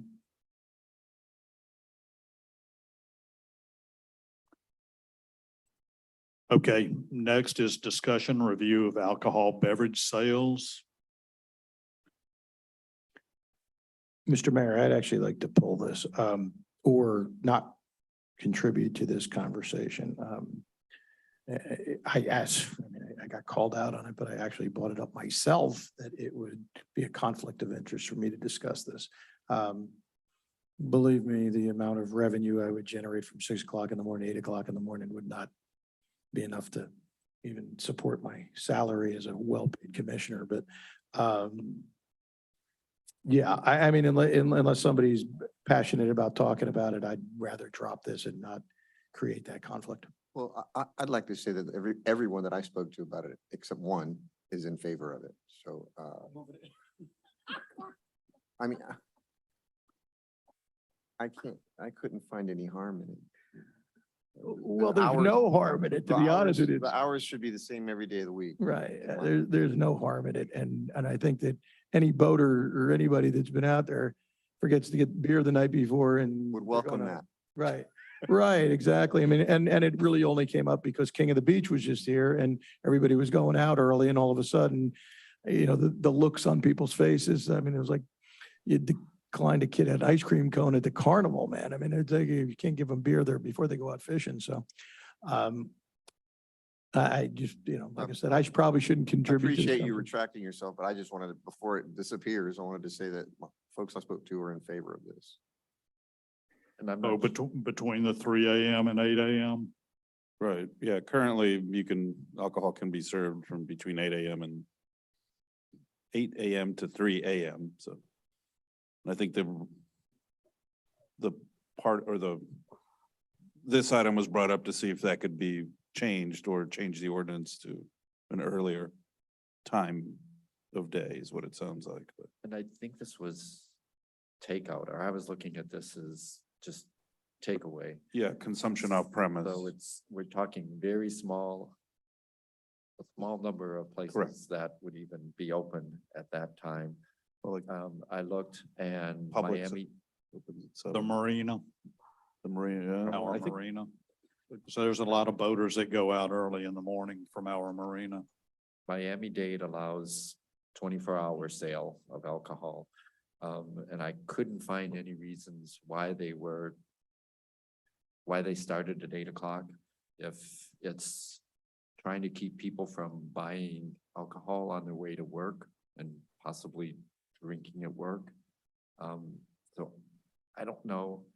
I don't have a lot of direction one way or the other. We're just trying to help people. So if we think this helps people, then I'm not against it. Right, and I believe just a few businesses that are open early enough to be able to, although I think Speedway's now open 24 hours. There's signs out front, but there's just a few that open 6 or 7 in the morning. Yeah, I only think about, well, specifically the marina, where the guys going fishing and loading up with bait and ice and beer, or whatever they want to load up with there at the marina. That's the only place I see there. Commissioner Andrews was talking about taking 2 hours away at the end, in the evening, or no, at night. Stop at 1 o'clock instead of 3. I don't know if that's necessary, or I don't see I'm not sure you have that Oh, no, many we people get, coming at yeah, any time. yeah, we get a lot of pushback. Well, I mean, just for general consumption, we get a lot of pushback from the bars that are open till 1:30, 2 o'clock in the morning. So I wouldn't even suggest that. The only thing I was suggesting is moving the starting time down to 6 o'clock instead of 8 o'clock. And that'd be the only thing I'd suggest, but again, I don't, if your premise is correct that we're helping people or contributing to, what we're looking at, it's not a huge amount of people. It's just a matter of, just trying to help folks that are going out fishing or, getting something done during the day or something along the lines of that. Again, most people are asleep. Well, yeah, I mean, that's what I see. I mean, we are a fishing village and we do have people going out early in the morning, and I would have no problem with it being 1 to 6 or something like that. I mean, of course, I'm a sleepaway. Are there before any 1. state or county ordinances that we need to follow on that? No, it's totally your policy choice. So Robin, can you ask Corey if he has any strong objections? I did just have a brief discussion with our deputies that really, our community policing deputies didn't really, have any objection to it. In terms of our patrol or deputies, I didn't speak with any of them, but it didn't seem to be a huge issue. Because again, it's off-premise consumption. It's packaged beverages, so not as big an issue as if we were expanding, allowing, restaurants and bars to open later or open a lot earlier, but. So I guess if anybody's listening and they have strong feelings or whatever, talk to commissioners, mayor, somebody like that. Otherwise, I'm kind of leaning towards it because I don't see much downside. Yeah, all I see is that I would hate, if people are going fishing, and this is really going to affect the marina more than anything, is they're going fishing early in the morning and they're stocking their boat. And that's why I say 6, because that's probably a pretty accurate time of when they're heading out. And you're never up at 6 anyway. No.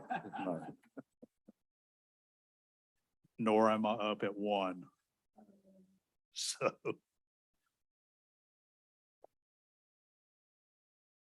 So what do y'all think? Do you? I don't have a strong opinion about it either way, honestly. Uh, It's like, we just did the national boating safety and you're planning days ahead before your trip. If you can't plan Oh, enough to put some beer in the cooler, shame on you. Now, I understand the whole, you put the gum at the register because you're gonna grab a pack of gum when you're checking out. Okay, you're gonna grab a 6-pack beer and when you're getting your ice, because you forgot to put it in the cooler the night before. So I'm kind of torn. Well, at 8 AM, no stores are open really, other than the convenience stores. I don't know what time. You have Publix and Winn-Dixie that open at 7 AM. And again, or the marina opens at 7 AM also. Excuse me.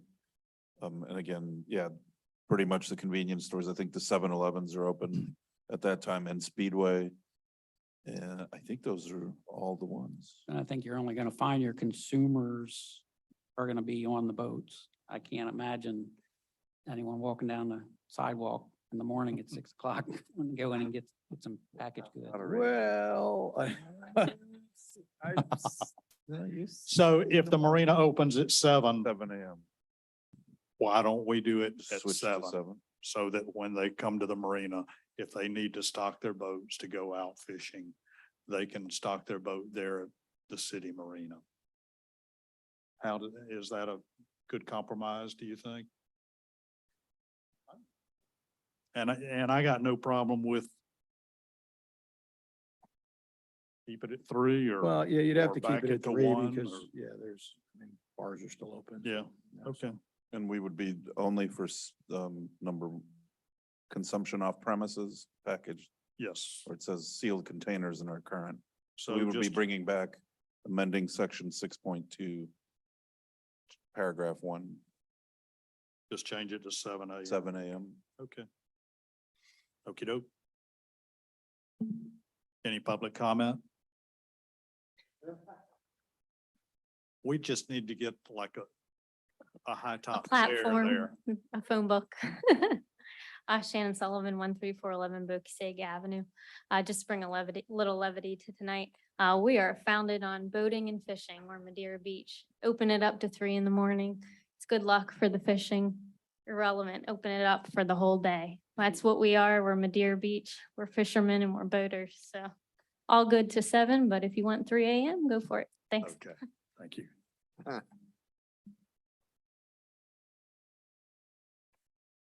Okay. Next is discuss review Duke Energy franchise agreement.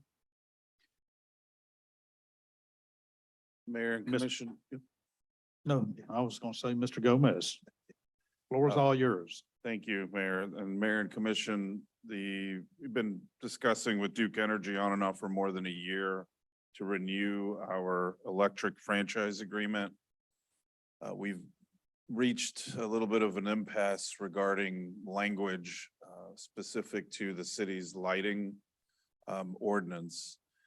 And Mr. Trask provided a little bit of the detail in the agenda item in the memo of the language that we are requesting Duke Energy to include in the franchise agreement.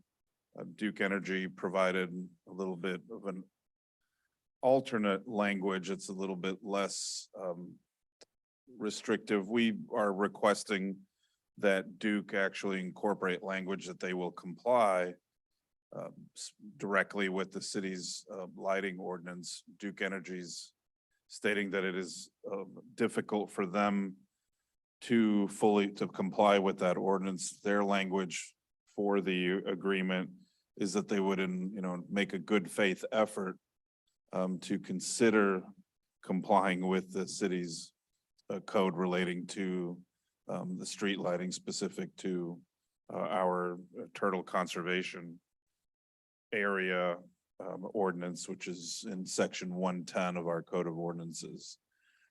At this point, we are really looking for commission's direction, really how you would like us to proceed. We can, whether this section is of that material of importance that it needs to be in the franchise agreement or not. I can tell you throughout my career, I've dealt with various electric utilities and also specifically Duke Energy a few years ago at another city. And this is a little bit unique, the language that the city has requested. Not to say that it's not out of the really realm to incorporate, but I see both sides. We ultimately want all of our everyone to comply with city ordinances.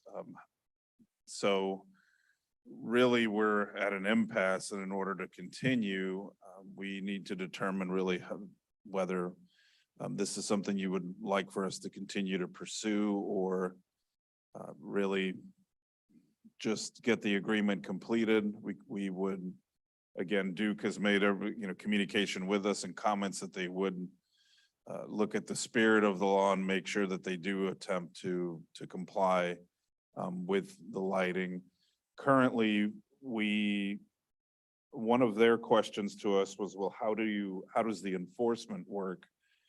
We actually do have our deputies who will advise, properties, although I don't think we've had any so far in the time frame that I've been here. But I know it was a lot more active a few years ago in advising properties that they needed to aim their lights in a different direction or change out their lighting. And I think the mayor and I were at the Big C meeting this morning, and a presentation about turtle nesting and hatchlings and the issues with lighting. We were not identified in some of their examples of issues with lighting that may affect the turtle nesting season. That doesn't mean that we're 100%, every property in our 2 miles is 100% compliant. However, I'm under the impression, and in the 5 months I've been here, that quite a few of our businesses and residents are complying and have made a good faith effort to, whether on their own or through the recommendations and communication, either with our deputies or possibly through the Clearwater Marine Aquarium folks, or possibly through the Florida Fish and Wildlife Conservation Commission to make those corrections, adjustments. So really, Mr. Trask and I were just looking to get your thoughts on how you would like us to proceed. Duke is not willing to waver to incorporate the language that Mr. Trask and my predecessor requested. So that's kind of where we are. Obviously, Duke continues to provide or comply with the existing franchise agreement that has expired, but we would like to get this resolved and obviously bring back for your approval an agreed upon electric franchise agreement between Duke Energy and the city of Madeira Beach. So as I understand it, you're asking us, how hard do we want to push on the turtle lighting issue? Correct. Great. And they were saying they'll do it to the best of their ability. Yes. And I don't know, That's Rob, not really what they're saying. They're saying, Oh, good. that's mine. we'll hear that it's really important to you, and we'll really consider that importance as we go about our business. But we're not. Zero enforceability. Zero enforceability. Yeah, That's what I it's thought. utterly aspirational. I mean, they're a business, and so they're going to be looking bottom line, if they don't have to spend anything more than they spend, then that's the decision they're gonna make. I've done a lot of stuff with Duke, I just got done,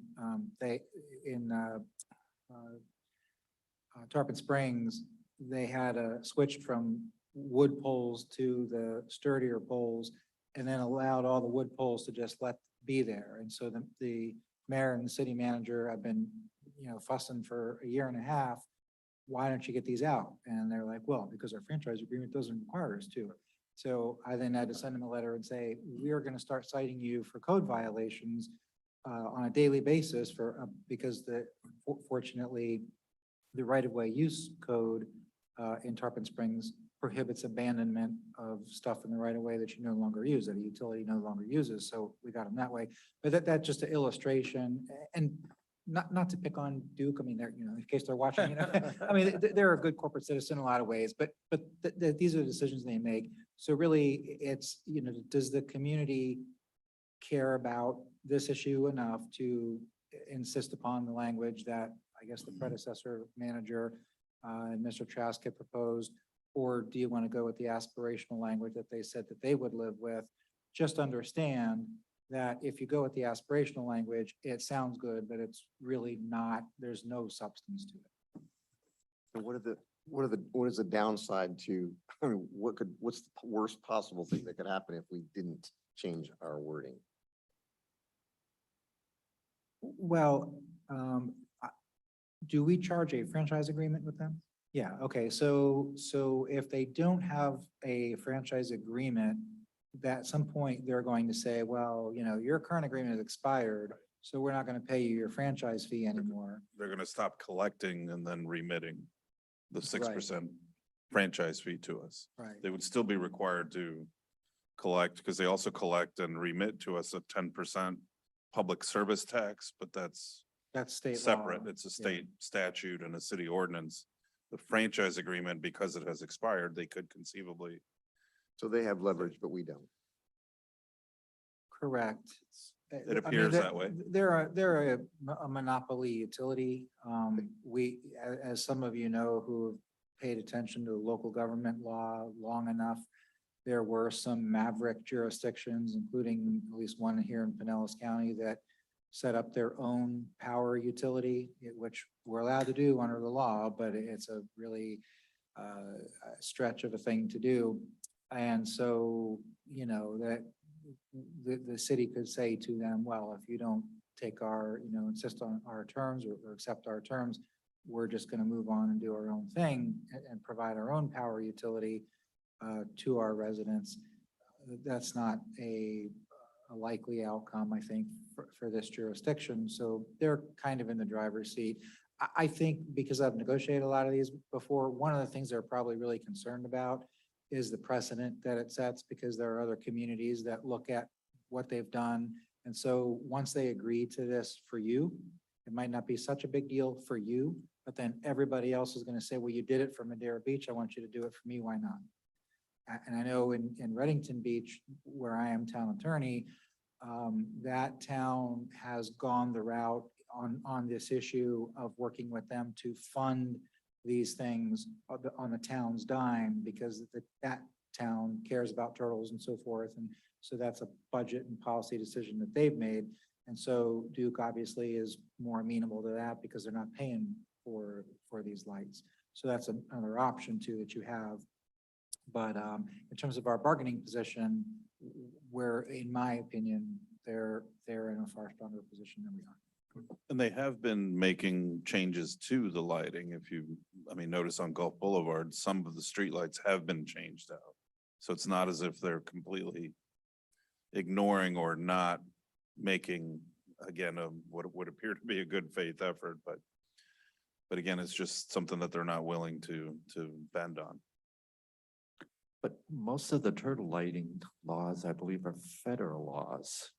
So if they're going to adhere to the federal and the state laws, they're just trying to keep us from doing something strange. In actuality, this issue of turtle lighting, there are standards that have been adopted, but they aren't necessarily hard and fast laws. You know, the lobbyists have done a good job at the state and federal level of creating kind of like this, you know, creating language that sounds like something's being done about turtle lighting, but really, when you peel back the layers and the exceptions and so forth, there's not a lot of enforceability at the state or federal level either, which is why a lot of local governments, coastal local governments that care about turtles are trying to do it, you know, locally through this way.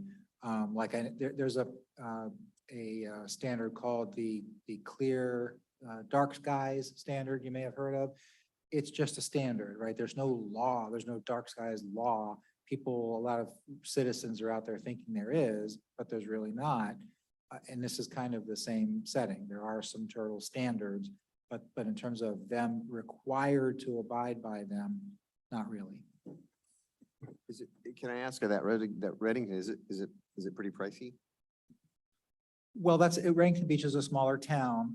So I'd suggest, since it's just a workshop, if you're interested, speak to Commissioner Rich Cariello. He is the guy, he's their utilities commissioner, and he's been working with them. Frankly, I'm not in part of the budget, but I know it's thousands of dollars, but give Commissioner Cariello a call. He'll give you more detail on it. Thanks.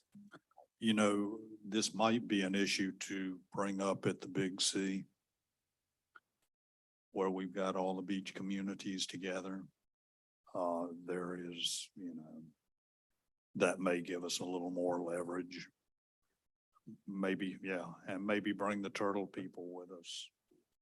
And maybe as well too, you know, we do have a legislative delegation, and we're represented in Tallahassee. And so if y'all come with unity, it probably is a battle that's best fought at the state level, because when they tell the utilities to do something, the utilities have to do it. Yeah, and I know we're going to have World Ocean Day coming up, and it's going to be a dedication of our new Duke Energy installed lights. We paid for the lights, but they install them.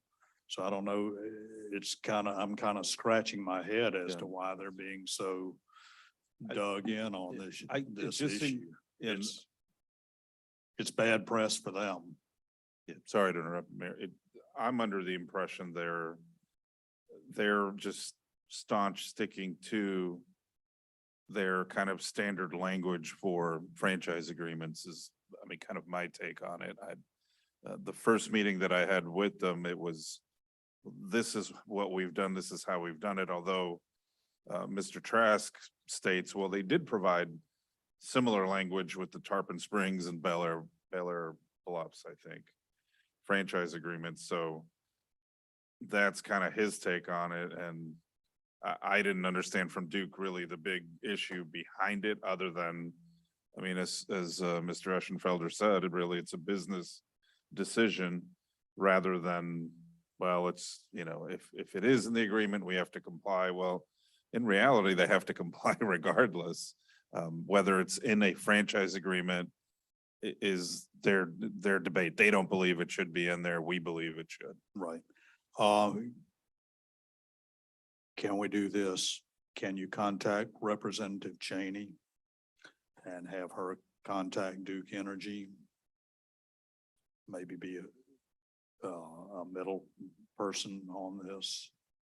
She has a pretty good relationship with Duke, and maybe she can get things solved on this without us going through a bunch of taking it to the Big C. And there are options too, you know, I haven't been involved in the discussions that the managers had, but you know, if it's a longer term agreement.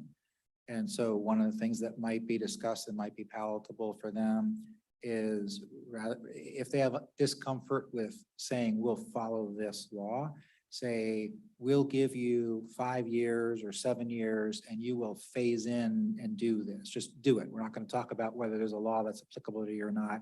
Just, you will do it because you're a good citizen. And that might be another way to crack the nut. Because again, I think our community is just trying to get to, let's do the best for the turtles in terms of what lighting gets put up. And so if they're hung up on language, there's more than one way to skin that cat. Yeah, because we've already, I mean, we've done Gulf Boulevard. That's the major part of it. It's just the short streets that are going up to the beach access, I would think, really, that there's an issue with. And I'm really kind of surprised they didn't change them up there anyhow. Right, Because and- they're even closer to the beach than Gulf Boulevard is. Is that where the really sticking point is those little side But streets? some of them have been changed. Well, I should say yes, because some of them have been changed to LED, which are obviously a little softer glow, but not the amber lights that are along some of the street lights on Gulf Boulevard. I mean, if the bulbs were not that expensive. I don't think they were. What was it? Couple grand for all of. Yeah, it's not a gigantic expense. I was just wondering if they'll just, if they'll just replace those, even if we pay for the bulbs, then it's a lose-lose, so to speak. And we kind of eliminate the problem that way. Agreed. Andrew, what's our take? If you guys talked about this when I was in the bathroom, I apologize. What's our take at 6%? What do, with this franchise agreement? Franchise fee revenue.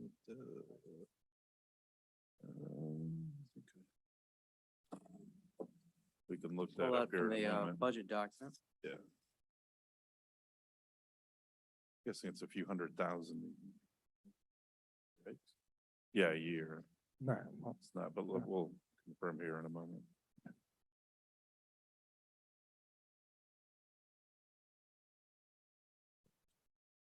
Let's see who can find it faster.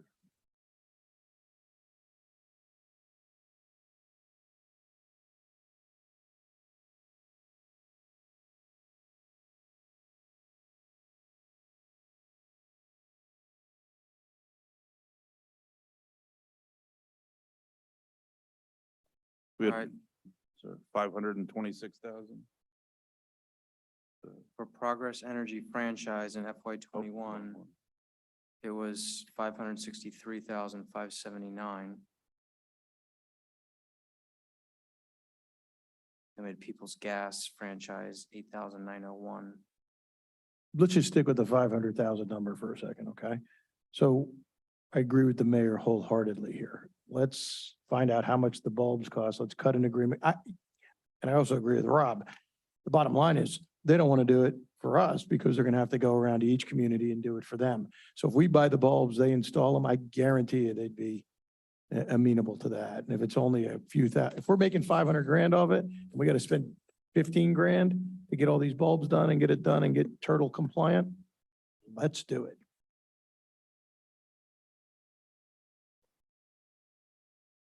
Sounds like a no-brainer to me. Okay, good. Any public comment? Turtle soup for everybody.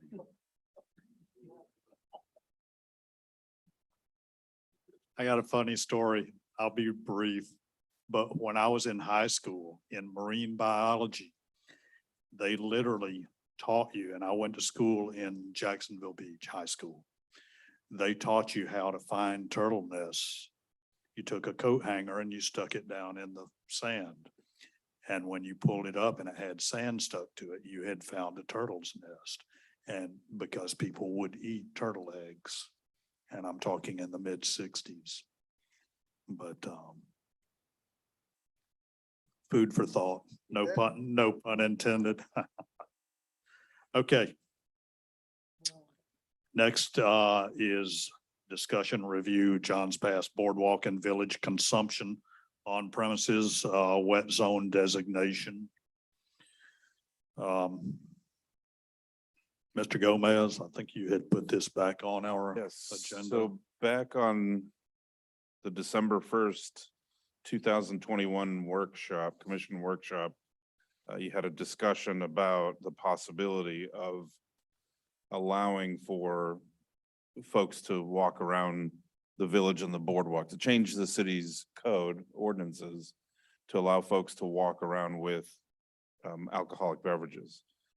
I believe it was attorney here, Mr. Eschenfelder, that provided the city some background, some essentially review that we could make that change just by a simple ordinance change, just like we discussed earlier, for the alcohol, allowing for sales to begin at 7 instead of 8.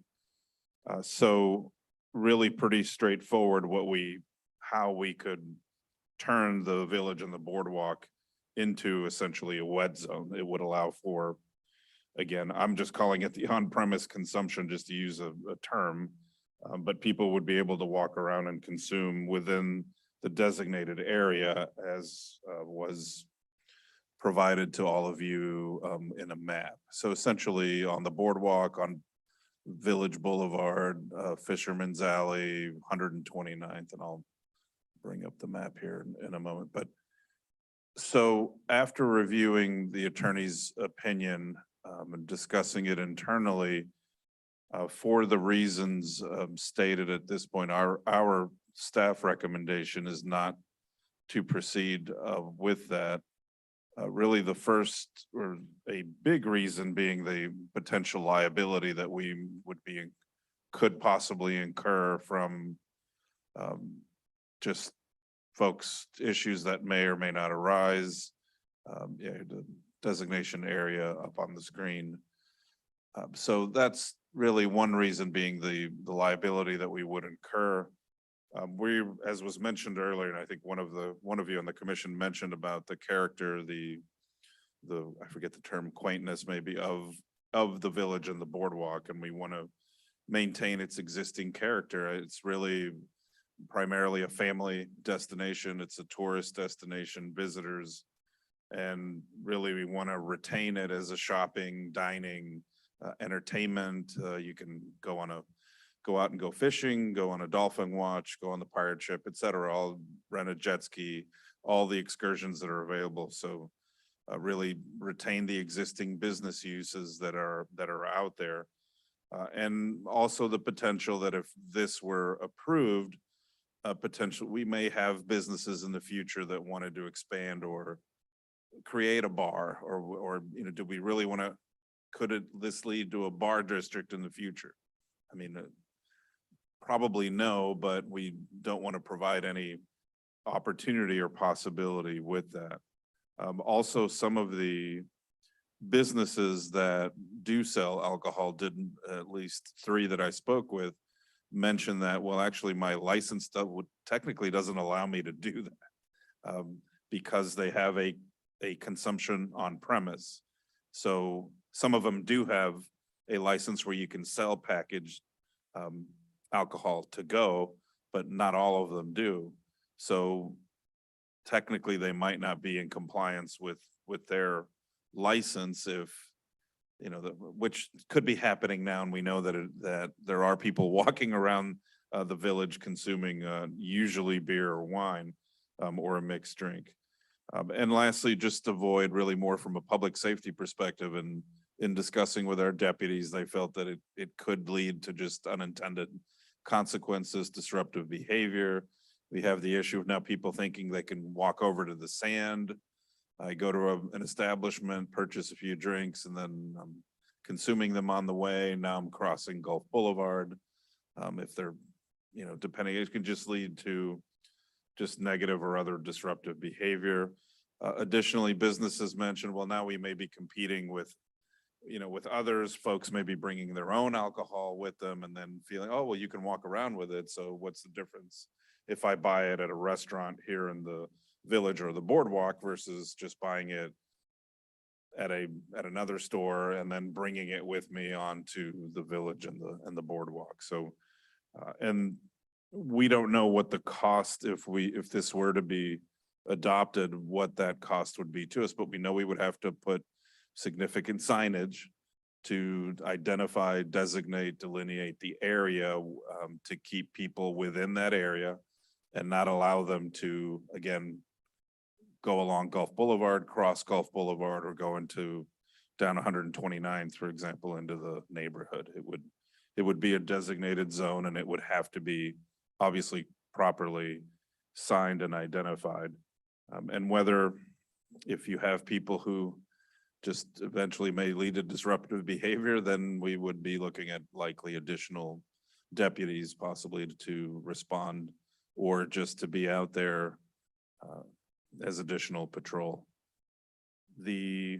Currently, the latest, most of the businesses close around 9 PM. There's a few restaurants that stay open till 10.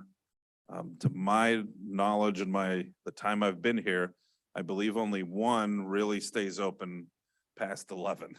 And I have not seen or heard, other than just a few incidents of people getting a little bit disruptive. Maybe perhaps they had a little bit too much alcohol, or a lot of alcohol, with very few incidents out there.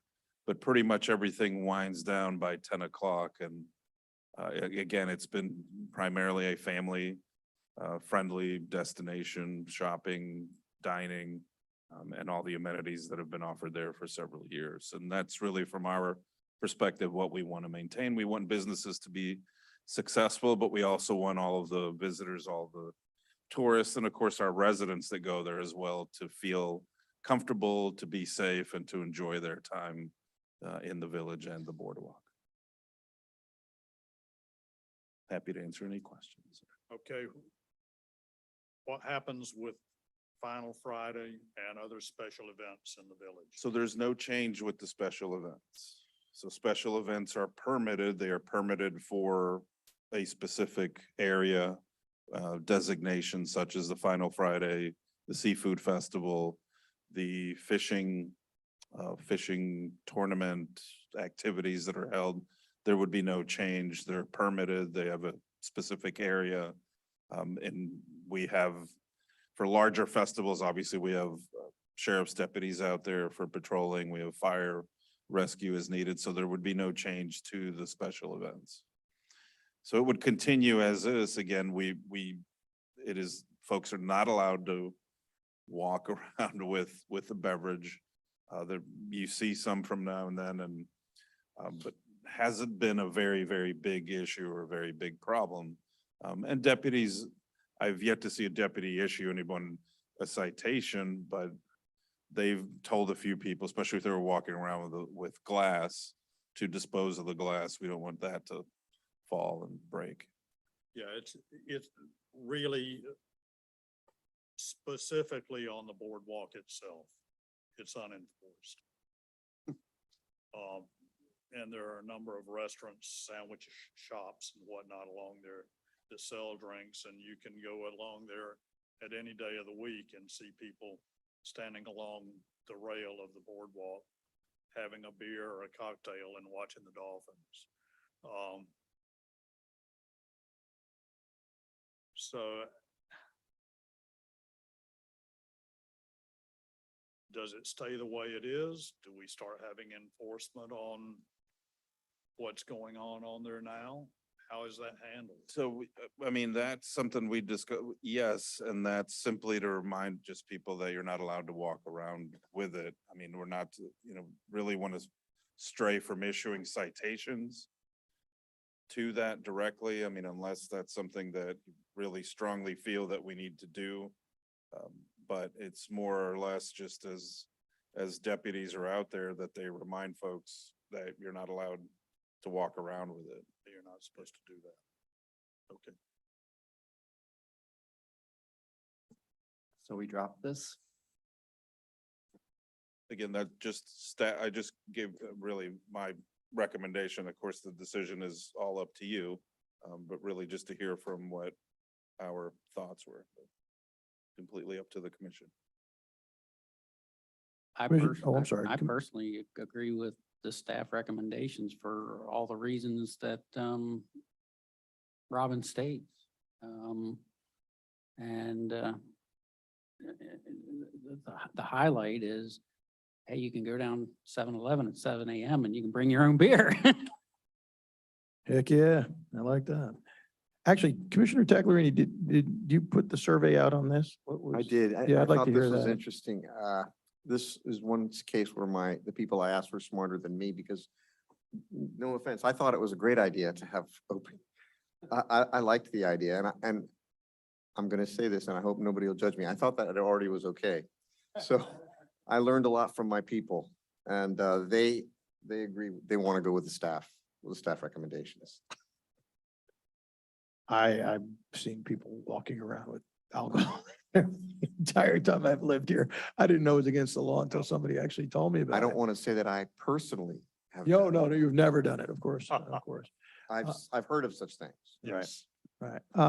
You know, I guess it's been discussed ad nauseum probably for 8, 9 years and, you know, I don't really, I mean, John's Pass is such a, we've talked about it being such a unique place and it is, and I don't really see the harm in this, but I kind of get what everybody's saying. I just don't, you know, I've never seen, I've really, honestly, in all these years, besides a couple of small incidents, I've never seen anybody arrested down there.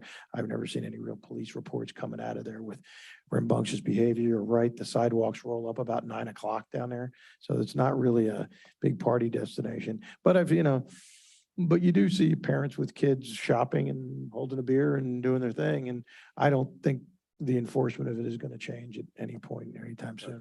I think our police have a lot better things to do than. Yeah, I would say, bother. Mr. Vice Mayor, probably the biggest number of folks that I've seen exactly what you said are families and either the dad or the mom or who are the ones just drinking a beers or walking down the sidewalk or going in and out of shops.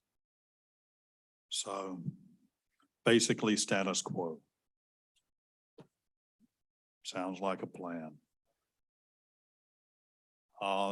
Anyone else have anything? Colleagues, I'm sorry, I do have one more thing. I think Mr. Gomez put it in an email to you. I would like to respectfully request to be excused from the June workshop and meeting. I'm enrolled in the study abroad course at St. Pete College, and I'm going to Spain for the entire month of June. I did talk to Attorney Trask about streaming in. He said it's too much liability for the sunshine laws.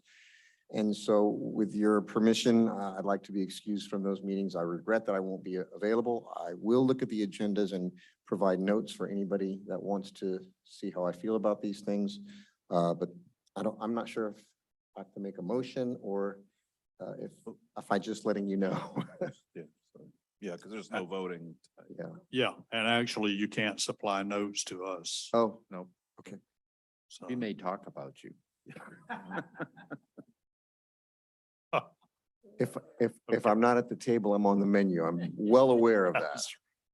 So Okay. anyway, otherwise I'll see you in July. Okay, very sorry. All right, does anyone else have anything? With that, this meeting is adjourned at 8:22.